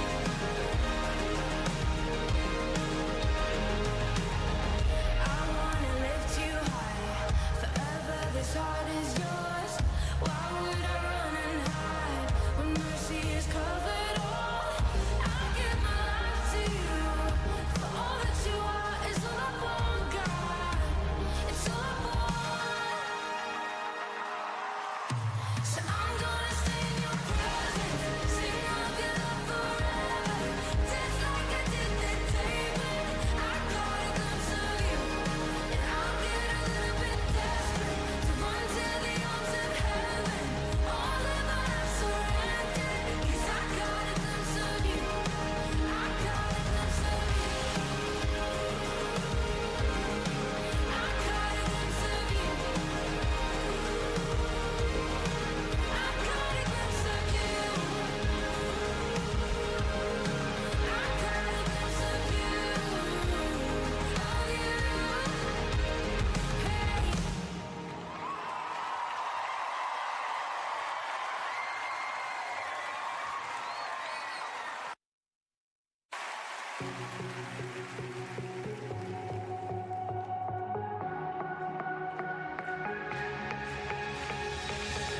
I was going down, thought it was for the count. Then I found your love. I had wandered off, thought I had gone too far. There I found your love. Fear I used to know can't stop me anymore, 'cause I found your love. When I feel alone, I have a place to go, 'cause I found your love.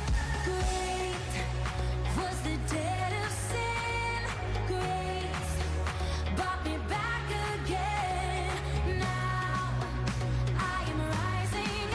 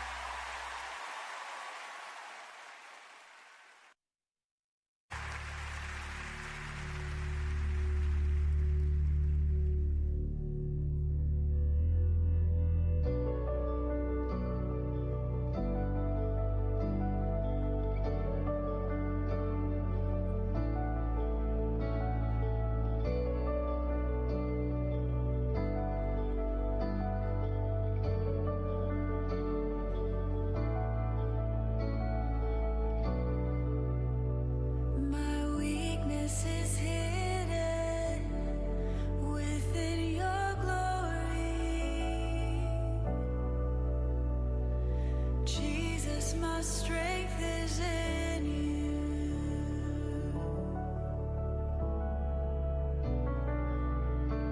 The odds are against me, but you are for me.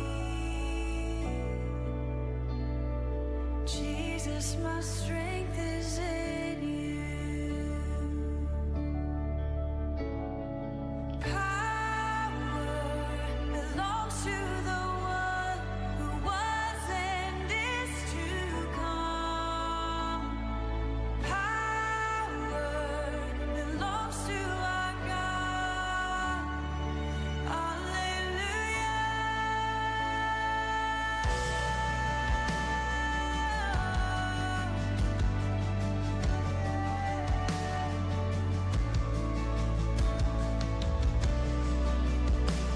My steps have been ordered. You go before me. God, I'm depending on you.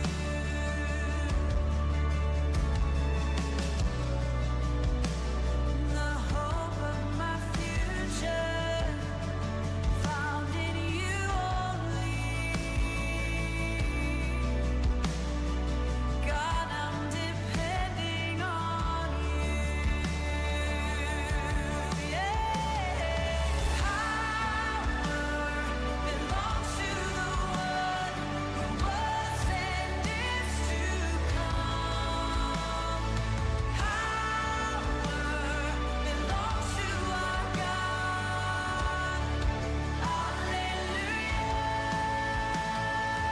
Power belongs to the one who was and is to come.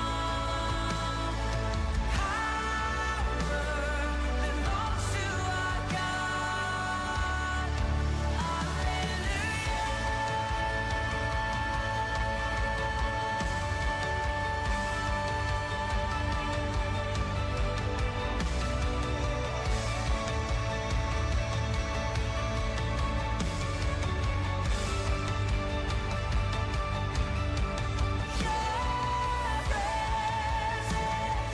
Cannot be outrun.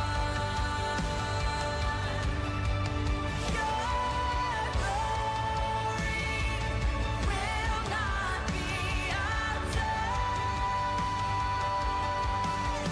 Your presence cannot be outdone. All right, guys, here we go. Buckle up. Buckle up. Give you guys another 10, 20 seconds to get settled. I am honored and privileged to introduce Karen Wilkinson. Karen became the tentpole. That's sort of a filmic term that we use in the film industry. She became the centerpiece of our abduction film. Karen is an abductee, was an abductee. Her book, Stolen Seed, Evil Harvest, we published that, which was a great honor for us. Karen is an incredible writer, gifted individual, mother, devoted wife, but she has a story, and you'll hear it from her, that is absolutely incredible. It's not for the faint of heart. It makes us wonder. But she's bold, she's courageous, she loves Jesus, and this is her testimony, and I think you'll find it riveting. Please welcome Karen Wilkinson. Thank you, LA. Appreciate you. Hi, everybody. Thank you. I still see people coming in, so I'll go a little slow to start. Thank you, LA. Yeah, it was an amazing journey getting here. I never expected to be here talking about this, talking about my lifetime of being taken by non-human alien entities. And when God put it on my heart to reach out to L.A. Marzulli, I resisted very much. And God kept telling me, no, you have to reach out to him. And when I did, he emailed me back right away and told me if I was brave enough to share my story, that he'd like to talk to me. And that is one of those words that really got me, because I'm the little kid who, when I was 6 years old, punched an elephant who tried to take my cotton candy.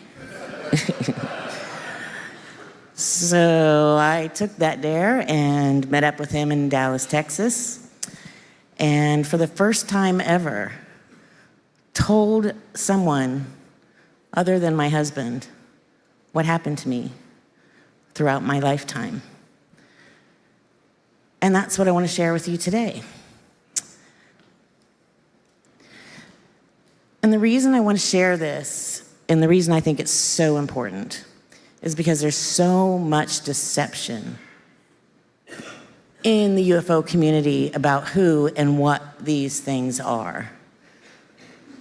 There are people who say there are benevolent space brothers. There are people who say there are ancestral seeders. There are people who say that they are coming to help us to save the world. And I'm here to tell you that that just is not true. And that these deceptions in the skies are not a gift from God. These are the evil ones, the fallen ones. I like to bring up Matthew 24:24. And I know LA's already brought this verse to you, but I'm going to bring it up again. Because it says, if it were possible, they shall deceive even the very elect. And there is an awful lot of deception going on in the UFO community. Arthur C. Clarke, who said any sufficiently advanced technology is indistinguishable from magic. I mean, if you think about what we have today, if you took that back 50 years ago, people would think that you had some sort of a miracle in your hands. The things we can do with our phones, things we can do with technology. So, my first question to you is, who here, and raise your hand and then keep your hand up, has ever had something traumatic happen in your life? Has anyone here ever maybe had a root canal or a surgery? Yeah. Have you ever had a car accident? Lost a loved one, lost a pet, lost a family friend? Can you raise your hands and keep them up? Let's see. Okay, that looks like just about everybody here. Do you lead with that when you meet people? No. You don't go order lunch and say, hi, I've been in a car accident and it's really traumatic and I'd also like fries with that. No, you don't do that. So when I am interviewing people, one of the things I hear more often than not is, wow, you are not what I expected. You're so, and I'm like, oh, how so? Well, you just seem so put together, so articulate, so normal. I'm like, oh, what did you expect? So what is an alien abductee? What does an abductee look like? An abductee looks like you and me and your neighbors and your friends. I have spoken with and emailed with and talked to and texted with hundreds upon hundreds of men and women all over the world who have the same experiences that I have had, who have written to me and said, I just read your book and I feel like you wrote my life story. And now I don't feel like I'm alone anymore. I never expected that. People in every continent, every country you can imagine, have written to me.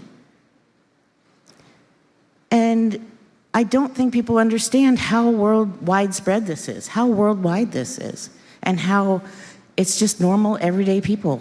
You look at LA's fourth movie in the UFO series on the abduction phenomenon. You look at Emil and Al and Angela and myself. We had never met each other, but we had similar, very similar experiences. And it was amazing when we finally got to get together at the end of that movie. You get to see our first meeting. And we were just overjoyed and elated to have someone to talk to, someone to have something in common with, someone who understood what we had been through. So I thought it was important to share that with you because you probably know someone who's been taken, and they need to have someone to talk to, someone who's going to be open enough to understand that this is real, and it's happening to real people just like you and me, still, today, every day. So one of the things I think is important to talk about is that these are not our benevolent space brothers. So I have to ask you, when we talk about alien abductions, there are a lot of people who are like, oh, I think that'd be fun. I want to be taken. I want to go up on a spaceship. I want to meet them. Do you really? Who thinks that any of these things are the actions of a friendly being? Abducting a child or a person against their will? Implanting unwanted objects in a person's body? If you watch Emil in Ellie's fourth movie, he has the implant removed from his leg. Stealing sperm, ovum, and fetuses from people. These are things that have happened to my friend Al Matthews, where he was violated and his sperm was stolen from him, where I was violated, where I would find out that I was pregnant and I would be overjoyed, and I would get to that 3rd month of pregnancy and start to feel sick. And I would go in to my doctor or to the hospital in the middle of the night because I'm not feeling well. And they would look at me and say, ma'am, are you sure you were pregnant? And I've been to a doctor. I've had the blood tests. I've heard a heartbeat. Sometimes I've been able to see the fetus. And they would do a D&C and look at me and say, there's no fetal tissue, ma'am. Are you sure you were pregnant? I didn't get to mourn those babies. I didn't get to mourn the loss of those children. After I shared that heartbreaking story with LA, the US government came out with a report confirming that they know that women all over the world are reporting missing pregnancies after having been abducted. They know about it. They're keeping track of it. It wasn't just me. I wasn't crazy. Torturing and mutilating animals and humans. I won't go into that too far because LA is going to talk about that after we have lunch. But yeah, these just aren't benevolent actions. I'm sorry, I can't get behind this. And as an abductee, I can tell you, when I was taken, they tried repeatedly to convince me that they were the good guys, that I was special, that I was important, that I was someone who was going to help them help humanity. And when you're being lied to and deceived over and over again, you're being programmed to believe their lies, it's very easy to fall into that. And I understand why there are so many other people out there who are sharing a different story to mine, because this is a really deceptive, there is a very deceptive nature to these beings. And when you're taken, they're constantly filling your mind with lies. And I don't disparage anyone else who has a differing story to mine. I understand how difficult it is to share your story. But these beings are extremely deceptive, and they are not our benevolent space brothers. So one of the things I like to talk about are what I call little gray lies. And I write about this quite a bit for L.A. Marzulli in his monthly newsletter. Those of you who aren't aware of that, he does have a monthly newsletter you can subscribe to. And little gray lies are the deceptions that are out there that the ufologists and mainstream UFO experts like to share that just aren't true. And so I am trying to dispel some of these falsehoods, some of these myths about aliens and non-human alien entities. And one of the biggest ones that I get is, if you're a Christian, you can't be abducted by aliens. Well, that's just not true. I was taken my whole life from my earliest memories. But when I became born again and spirit-filled, when I was about 18 years old, the abduction stopped for a time.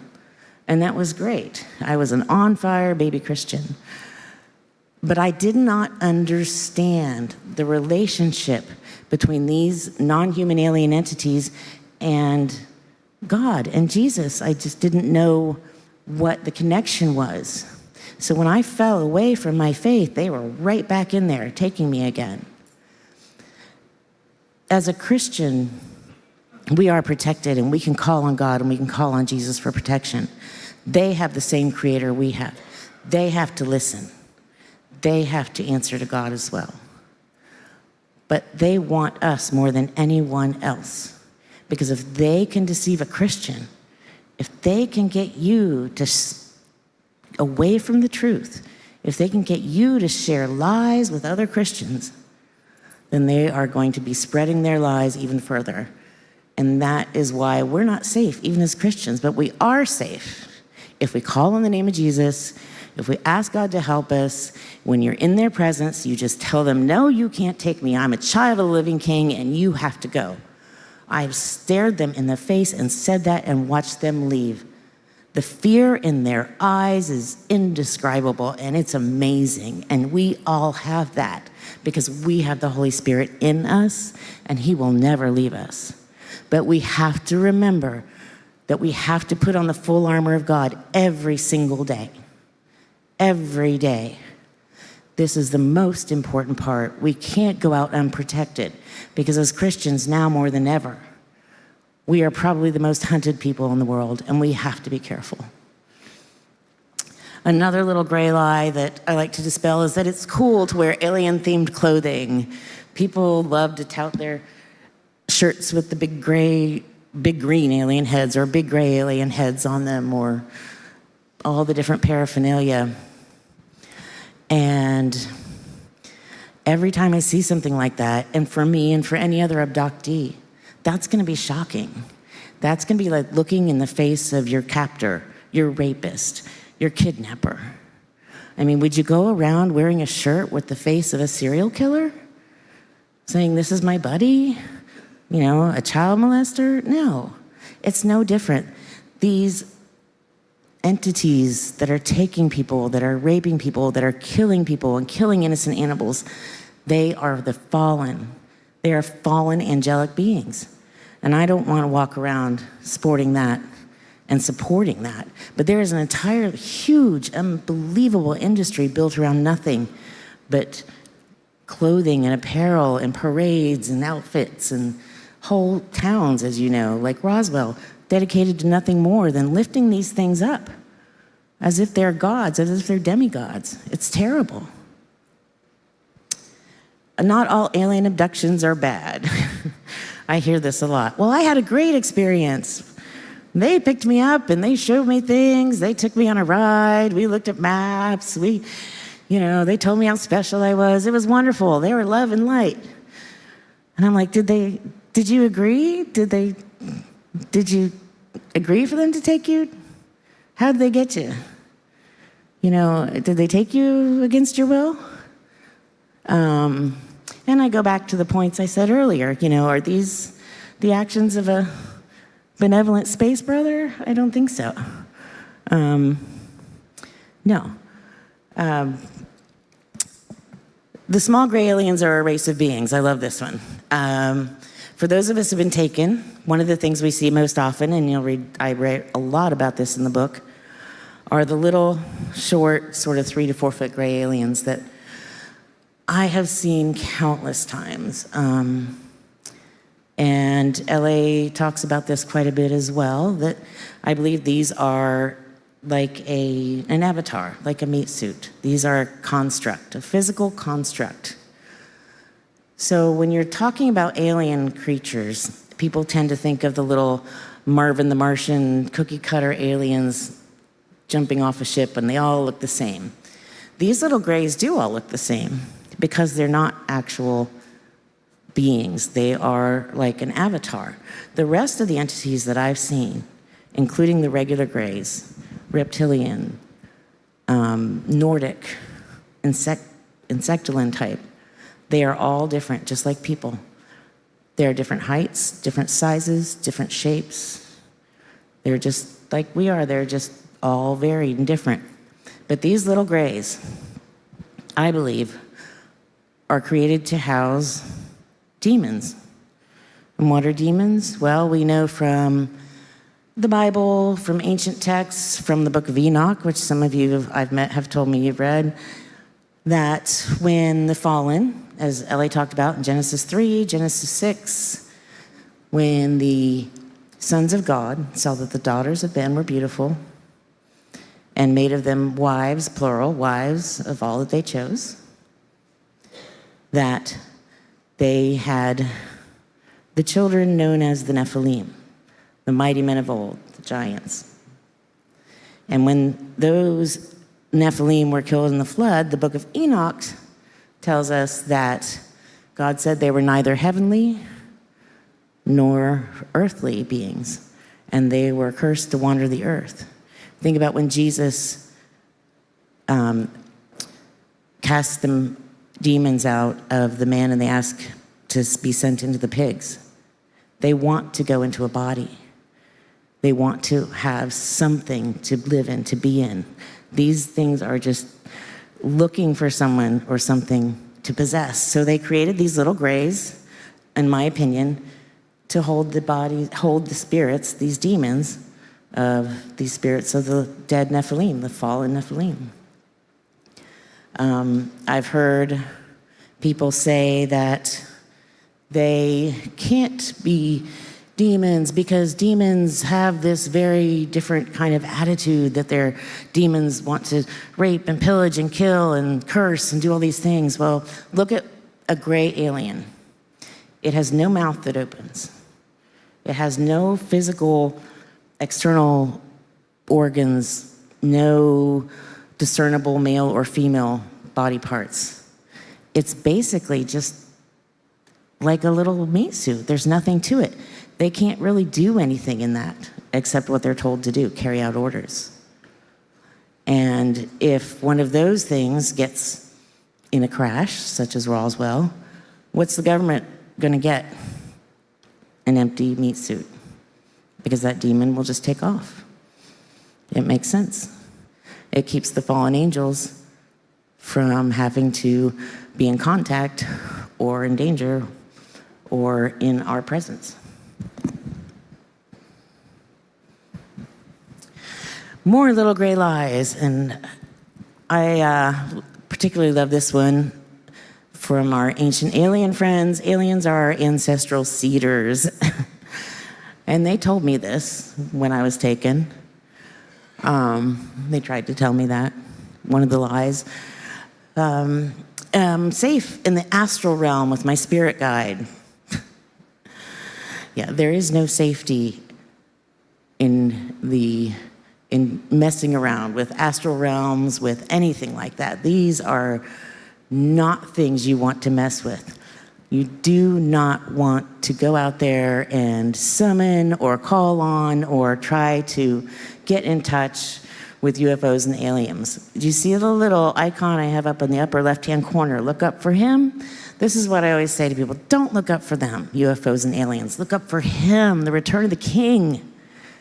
People go out there and they do nothing but search for these demons, these fallen angels in the sky. Why? That's like you might as well give your child a Ouija board or a book of spells to play with. If you start messing around with this stuff, you're inviting it into your home. You're inviting it into your family. You're inviting it into your life. It's dangerous. The Bible tells us not to mess with these things for a reason. Not to mess with these things because these entities, I have seen them. I have been in their presence. I have been controlled by them. I have been taken by them. I have been betrayed by them.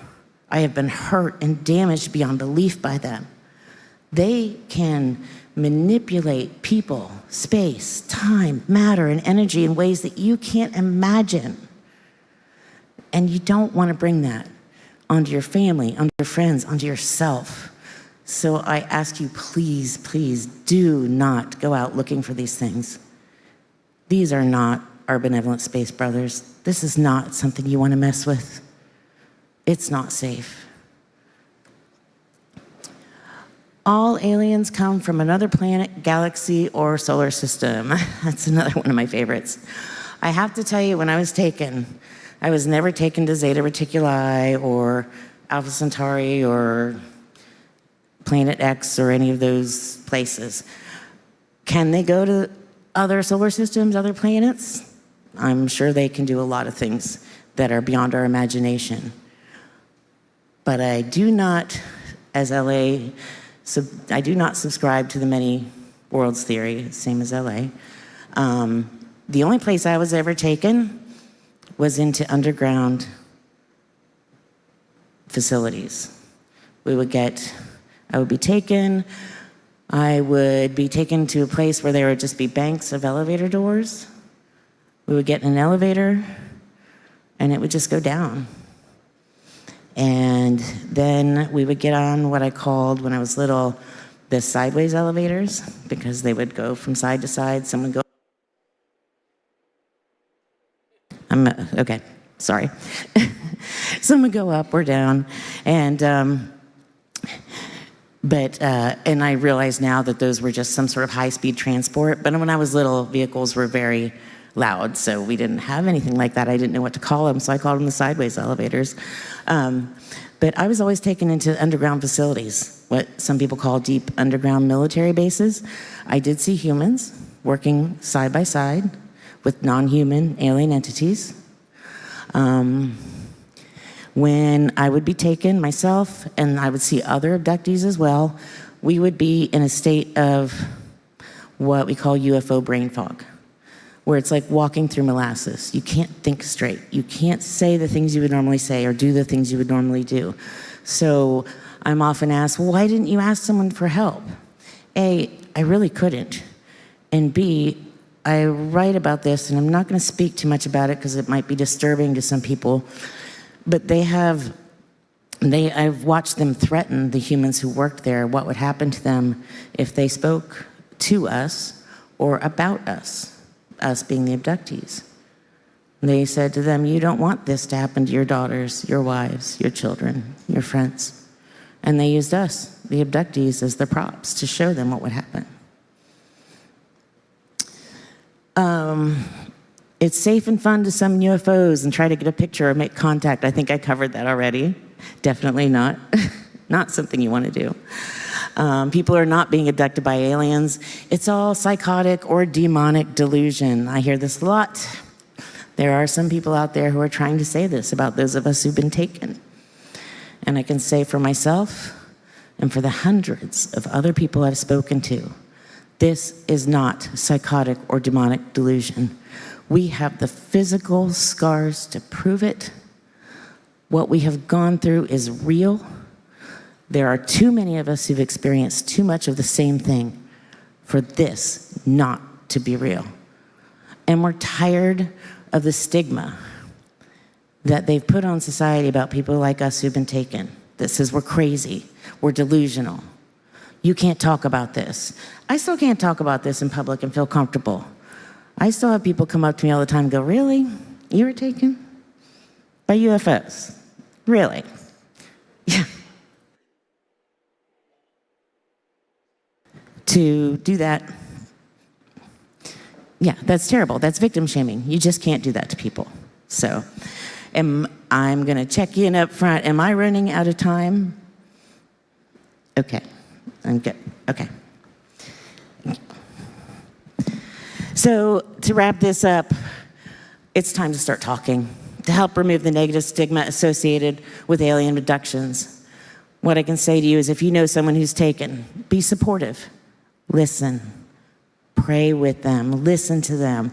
You don't have to know or understand what they've been through, but you can just listen and you can just pray. You can, if you have a story, if you've been taken, if you've had something like this happen, share your story. Share your story with someone like me. Share the truth with your friends, your family, your loved ones about UFOs and aliens and who and what these things are. Share the books, the movies, the websites, and the social media that we have out here to offer you, and that other great researchers and authors and movies and makers have, but we have a lot to offer that you can share. And if you want to share your testimony, you can share your testimony with me. This is my website, KarenWilkinsonAuthor.com. You can share your testimony to LA at lamarzulli.com. We encourage you to share your stories. I will not share your story with anyone without your permission. Your story is not my story to tell. My story is my only story to tell. But if you want me to share your story, I will. If you want to share what you've learned, I'll share it. Or you can share it. Because it's important that we start sharing this information. And last but not least, remember, don't go looking up for UFOs and aliens. They're not coming to help us. They're not our benevolent space brothers. Look up for him, the return of our King. Thank you.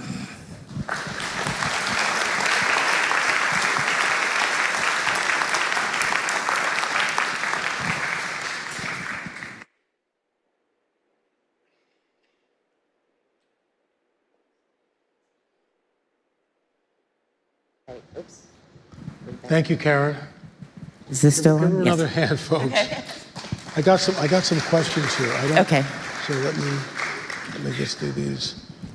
We have a few minutes for questions. I'll try to get to them, and then you guys will be dismissed and go to lunch. And we'll come back and talk about cattle mutilations. Do you have an update on the central bank digital currency prelude to the mark of the beast? That's a really great question. And no, I do not have an update on that. I'll talk about the mark of the beast this afternoon. I think you guys will find it interesting. I think the implant that we took out, I'm kind of getting ahead of myself, so what else is new? But the implant that we removed from a meal, 10, 12 years ago, that was, I believe, a prototype to the mark. Because whoever is doing this is abducting people, they take them, they implant them, they're spending a lot of resources, a lot of energy, and there's an evolution of the implants. But I'll give you the punchline to the mark of the beast this afternoon. With altars to Zeus excavated from Turkey to Germany, do you believe the ancient gods are fallen angels? Absolutely. The ancient gods, Greek mythos, all of that hails back to the fallen ones. They are the little gods that we read about. That's what they are. You are gods. That's the fallen angels, in essence, are the ancient gods that appeared. This is why when you get Zecharia Sitchin in the Sumerian texts and all this other nonsense, all the ancient alien people insist that these are ancient aliens from some other planet. As Karen said, we both do not believe in the plurality of worlds. I do not believe that. I think this is it. I think the universe might be some sort of a holographic universe. So what we're seeing here, it's real. I get this, but we know from a quantum viewpoint that this paper, this book, this mug is just particles. And when you go deep enough, the particles have spaces between them. How does all that work? It's way beyond my pay grade. But I just believe that these fallen angels were worshipped as gods. And here's something we're working on. When they come, they set up shop. And we see this over and over on a global level. They land in a place, they set up shop, they're worshipped as gods. A great film to watch is 10,000 BC, by the way, because it gets into this. And then the Lord allows it to a period of time, and then something happens, and it all goes away. And we've seen this over and over and over again. We're actually working on a film on this. Wherever I go, it's the same story. Well, we don't know what happened to these people, but they probably left the site due to climate change. That's what I hear. But you go to Göbekli Tepe, the whole thing was buried underground. You go to America Stonehenge, whole thing was covered up. I mean, I could go on for another 15 minutes, and I'm down to 19, and I got a bunch of questions, so I'll leave it there. I think the Lord, just like he says to Abraham, you're going to be a great nation, but you're going to go for 400 years down to Egypt, and then I'll bring you out until the sin of the Amorites comes into its fullness. So the protocols of this heavenly war, we're not shown what those protocols really are. We're not told. We only know that at some point in time, God brings them out.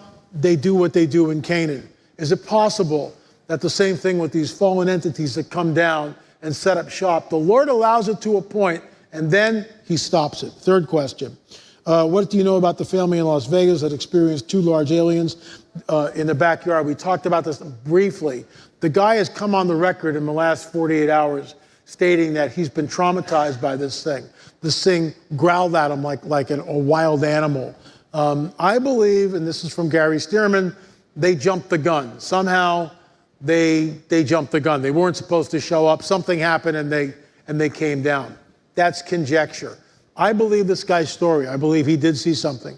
I believe he's terrified and traumatized. He's not making any money off this. See, immediately the skeptics are always going, well, what kind of proof do you have? Blah, blah, blah, blah, blah. I mean, I hear it all the time. There's guys who just make their living as professional skeptics. No matter what you show them, no matter how much information, it doesn't matter. Oh no, the Hopo Indians built the Octagon Mound because I said so. Really? Is that how it works? Advanced geometry, spherical trigonometry, tons and tons of earth compacted. How was that done? An unequal octagon. How was that done? Connectivity to other sites all over the globe. How was that done?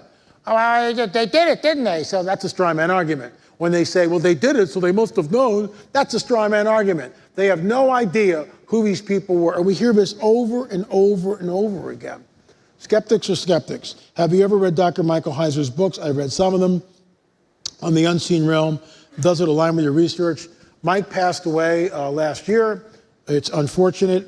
We were colleagues at one point in the early days, and then there was some sort of a falling out, and he's not here to defend himself, so I can't get into it too much. There's a disparity in some of what we believe. He believed that Roswell, the crash at Roswell, was some sort of a top secret, back engineered Nazi project. I completely disagree with that. Having been to the debris field, having talked to too many witnesses, numerous witnesses, deathbed confessions, it was not some secret Nazi deal. It was what we thought it was. And I'm just going to stick with that. But Mike is brilliant researcher. The Unseen Realm, fantastic book to read, highly recommended. Why haven't aliens contacted us directly? Do you see there being any potential threats like we see in the movies? All the movies that we see about this stuff is just predictive programming. That's what it is. It's to get us ready for something. You see, even when Grush comes out, in the halls of Congress, like I showed last night, you would think this room would be absolutely packed with people. Well, there's about, 2,500 people watching online, which is really cool. But you would think that people would be making a beeline to this place because this is it. This is the coming great deception. They are revealing it. They are rolling it out, as it were. And the American people and the people of the church, the body of Christ, needs to understand and wake up to the fact that the supernatural world is real, it's happening, and they will contact us. And I told you that last night. I gave you the punchline. I'm going to give you the punchline again at the very end. But there will be a nuclear event. This is conjecture. There will be a nuclear event somewhere on the planet. That's when they're going to show up, in my opinion, because that creates the greatest climate of fear.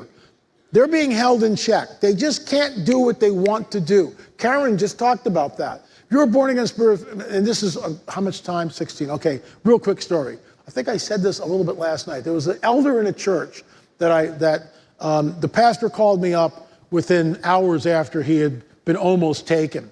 And the pastor called, you got to call this guy. He's an elder in the church. He was almost abducted last night. So I got on the phone with this guy less than 24 hours after the attempt. He's laying in bed with his wife. All of a sudden, guess what? He's levitated off the bed. That defies physics in our realm of physics as we know it. He's floated off the bed. Now he's between the bed and the wall, floating, levitating above, and he knows he's going to get sucked out the wall. Karen talks about this, where when you go through the window or through the wall, your body starts to tingle. Somehow they can manipulate space, time, matter, and energy that we don't understand. He knows he's going to go outside the wall. He calls on the name of Jesus, bam! It breaks the power. It breaks the power. I never want to have to do that. I've had sleep paralysis one time in my life. It was absolutely terrifying. Terrifying, being choked. Finally, I got out the name of Jesus, breaks the power. That name is above all other names, and they have to respect it. But if we backslide or we get into funky stuff, we open up the gates. The enemy's a legalist, and he works on legal grounds. It's okay if we struggle with sin, that's one thing. But then when we cross the line and willfully cross that line and begin to to engage in things we shouldn't be engaged in. Yes, we can jump back across the line, repent, and get right with the Lord. But that's the line. Thinking about stuff is not sin. It's action when we cross the line. But when we think about stuff for too long, then we can just jump across the line because we've rationalized it. So we have to always monitor our thoughts, take every thought captive, and watch what we think. Thank God for grace. Was the red heifer sacrificed yet? No. Is the famous alien on the operating room table real? I would say that's an artist's conception of it that I showed. It is not real. There is one clip that we saw. It's in the film of maybe what a body looks like. People come up to me at conferences, and one person, oh great, I can mark myself here, this is good. One person came up, and he or she worked at Wright-Patterson, and he or she told me that there's an area at Wright-Pat that you can't get near. It's always guarded 24/7, and there's the smell of formaldehyde that permeates the air. And then he or she walked away from the table. Do with that what you will. What are they, since demons cannot die? Are they the offspring of a Nephilim? I don't believe a Nephilim can procreate. That's a theory. However, the hybrids who are modern day Nephilim can procreate. We know that from Al Matthews' work. Al was taken numerous times. There was a woman, we showed this in the film, and he was abducted, taken, sperm was taken, he was violated, on and on it goes. He met this woman, Diane. She had dark glasses wrapped around almost like swimmer glasses, and all she wants to do is mate. That's all she wanted to do. The hybrids are obsessed with sex. I know that for a fact. Why? Too many people have come up that have met them and had encounters with them. They are obsessed with having sex with us. Why the dark glasses? This is something I felt the Lord give me. The window to the soul is our eyes. They can't get the eyes right because they're soulless. They have no soul. That's why the dark glasses. That's why the black-eyed kids. That's why the almond-shaped eyes. They can't get the eyes right. They'll never get the eyes right. Just like Diane. When she's wearing the swimmer glasses, she takes them off. She goes over to Al, sits on his lap. She shapeshifts. The eyes go doing. They can't get the eyes right because they're soulless, in my opinion. Only God can give a soul. Why did Jet Propulsion Laboratories create golden record for ETs to discover during Voyager 1? Really good question. I know what you're talking about. The other side of the aisle believes that there are multiple, you hear this all the time. Oh, there's multiple planets, there's billions, trillions of stars. Oh, there must be life out there. You don't know that. Nobody knows that. We don't know where we are or what this is. Nobody does. Nobody knows what consciousness is. Who are you? Where are you sitting right now? Where is your identity? How do you know what I'm listening to? What is language? How does language travel through the air? How does your body and your mind interpret what I'm saying as I'm saying it? I'm not just going, I'm not doing that. I'm talking words, and you can decipher the words, and you can understand what they mean. You're not straining, what did he just say? You're getting it. How does that work? Nobody knows. Where are you right now? Where do we reside as human beings? No one knows where our souls reside. I think it's here someplace, but that's conjecture. Where does consciousness arise? What is consciousness? Nobody knows any of this stuff. Where do we come from? Well, the evolutionists tell us over billions of years. They just keep adding years. Well, it was 1 billion, now it's 3 billion. Well, that's not quite enough. 10 billion years ago, 20 billion years ago, they just keep adding zeros. Shut up! Had it up to here with this nonsense, okay? You have no clue as to where we are or what this is or where we're going. But the Bible tells us, in the beginning was the Word was with God. The Word was God. He was with God in the beginning. All things were created by Him. Without Him was not anything made that was made. Okay, I'll go with that. That makes sense. Why do I go with that? Because the Bible has a thread of prophecy. Boy, am I on fire. Woo! The Bible has a thread of prophecy from Genesis to Revelation, and that prophecy is the only book that has that thread of prophecy from Genesis to Revelation. Multiple prophecies talking in advance, a priori, what is going to happen in the future. Jesus is fully God, fully man. He comes, all those prophecies are fulfilled. That's what I'm going with. What has Darwin ever given us? The Olduvai Gorge with Dr. Leakey, and here I am in the Olduvai Gorge standing here, and behind me is a creature 40 million years old. You don't know that. You just make up numbers. Shut up. Sorry. Do you think the U.S. government has made successful communication with ETs? Absolutely, all day long. I've had people come up to me at conferences. My son flipped out. He was just a nervous wreck. He finally told me he's working with ETs in underground bases. Karen just said that. Did you test Hangar 84 for residual radiation? No, I did not. Can any footage of the alien in the hangar be matched to the interior of Hangar 84? That's a really good question. That's a really good question. I'll bring that, someone wrote that in. I will bring that to Gil. We'll take a look at that. By the way, the craft that comes in and bounces, that's White Sands. I just remembered the base. It's White Sands. Where the craft comes in, bounces once, and then hits again and explodes, that's White Sands. I believe that was smuggled out. I believe that the clip I showed you with all these people running around, I think that's real. That's conjecture. There's no way to prove it, but I think it's real. Do you believe blood and organs are being used from abortions for experimentation with some sort of modern-day Nephilim or hybrid beings? I would say no to that, but I don't know. I could go into a deep dive on that. I'm down to 8 minutes. I will tell you this. I spoke to a pathologist who became a born-again, spirit-filled Christian because she was in internship in a hospital. And the head guy comes in and goes, hey, next week is a pretty tough week for all of us. We call it baby puzzles. And she goes, what do you mean? And you'll find out. So the next week she comes in, there are jars. I have pictures of it. There are jars with the body parts. Because when they, and please forgive me, but we need to know. You need to know. So when someone starts talking about abortion, you can go, excuse me, what they do is they pull the baby apart in the mother's womb. That's how they kill it. They just rip the body apart and they pull out the body parts. You want to justify this? I mean, Hillary Clinton, come on, let's go, let's talk. Mano a mano, okay? Come on, Hillary. How can you possibly defend this? You can't. You can't possibly defend it, no matter what you do. Bill Maher said, yeah, I know it's murder, but it's okay for me. I've dealt with it. Really? Really? So where was I going with this? She said that what they were doing is, forensically, they would put the parts back together. I have pictures of it. I don't show them at conferences because it's too upsetting. But that's reality. It's just like I've got pictures of the ovens in Auschwitz and Bergen-Belsen with the bones and the ash and the bodies and the whole thing. There's only so much we can take, right? And then we need to hose ourselves off with a good fire hose. Is the disc shown in the opening and real picture of the crash site? I'm not sure what disc you're talking about. If you're talking about the one that skips, that's from White Sands. I believe it's real. When the piece you found on the debris field, when it was placed down, does it unwad? No, it does not. This is in the film, I didn't get to talk about it. What happened when we were in the debris field, you've got digital cameras with batteries in them, okay? And the batteries are 100%, 95%, whatever. And all of a sudden, the battery's completely drained. I've seen this before.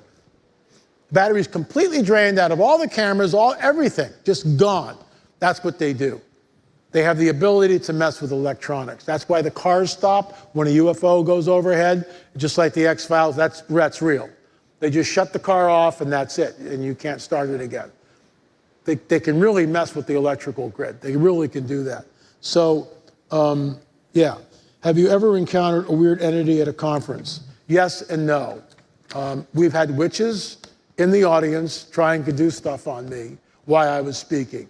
I've learned to deal with that. I shut it down, I begin to pray, and usually they run out of the room or they'll duck their heads and the attack stops. But the first time it happened, I tried to press through it, and the Lord kept going, need to stop and pray, need to stop and pray, and I was arguing with the Holy Spirit. I'm going, I can't stop, I've only got 45 minutes.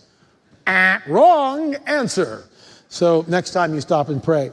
How did they get a video of a surprise crash in the middle of nowhere? That's the White Sands deal, because they back-engineered the craft. That might have been a human-piloted alien craft. Look, I don't have all the answers. I'm not Mr. Know-It-All. Remember Bullwinkle, Mr. Know-It-All? Wasn't that great? Are aliens from the UFO crash in Roswell demons manifested or just another life form? No, not another life form at all. Karen already talked about that. The grays are biological suits. They're biological constructs. That's why they all look alike. No digestive system, no mouth, no nothing. They're just suits. That's why you can deliberately crash the deal in Roswell, and who cares, right? That's what the late David Flynn believed, and I lean towards that. Mike Heiser did not. So look, nobody's got all the answers. Mike Heiser didn't, David Flynn didn't, and I don't either. But we keep looking, and we keep changing things as new information comes in. Are aliens from the UFO crash in Roswell demons manifested? Oh, that's the one I just read. They are biological suits. Last one. Why do demons need vehicles? How did the ET die in the crash if it was a spirit? See, this is the problem. We've got the truncated view of a supernatural world. So Elijah, the prophet, is sitting there with his servant Gehazi, and Gehazi goes, my God, we're surrounded by the Syrian army, we're all gonna die. And Elijah goes, Lord, open his eyes. He boots Gehazi out of the tent. Gehazi goes out. What does Gehazi say when he comes running back in? Oh my gosh, I saw the chariots of fire above the Syrian army. What are the chariots of fire above the Syrian army? Weather balloons? I think not. UFOs? No. What's a fiery chariot? Well, a chariot is the vehicle that Gehazi knows. He doesn't know a car, doesn't know a helicopter because it's thousands of years ago. Chariot is the mode. So what is he saying? A fiery chariot. This thing is moving like a chariot on the ground, except it's up in the air. Fiery because that's what he's got. There are no electric lights. There's just torchlight and fire. So he calls fiery chariot. It's right there. It's right there in our Bibles. And we read it and go, I don't know what that means. I'll go ask my pastor. And oftentimes, they don't know either. What the heck is Ezekiel chapter 1? That's coming, that's, Gary Stearman calls it, God's taking the 57 Chevy out for a spin. Because that's what it is. What's the New Jerusalem? Down at Tuma. What's the New Jerusalem? 1,500 miles wide, 1,500 miles long, 1,500 miles high. It's a pyramid, in my opinion. Not a cube, it's a pyramid. 1,500 miles, you can fit billions of people in that thing. So does it just go poof? Or does it slowly levitate down from another realm? What's the flaming sword? Technology in the Bible. What's the flaming sword? So Adam and Eve get the boot. They're kicked out of Eden. You got the two cherubim on either sides of the gate. It's only the east gate that they have to guard. What about the north, south, and the west gate? We're not told. But inquiring minds like me go, something's going on here. Why only the east gate? What about the other three that you don't need to guard? But the cherubim are here. Get this. What's between the cherubim? A flaming sword which turns every which way. Are you ready? This is what a flaming sword that turns every which way is. Lightsaber, anyone? That's exactly what it is. It's a lightsaber. Cherubim aren't wielding this thing. That's technology. What about the breastplate of the high priest? And I'll end with this. What about the breastplate, the 12 stones? I have a whole story with the stones. Unbelievable. One of them has been found.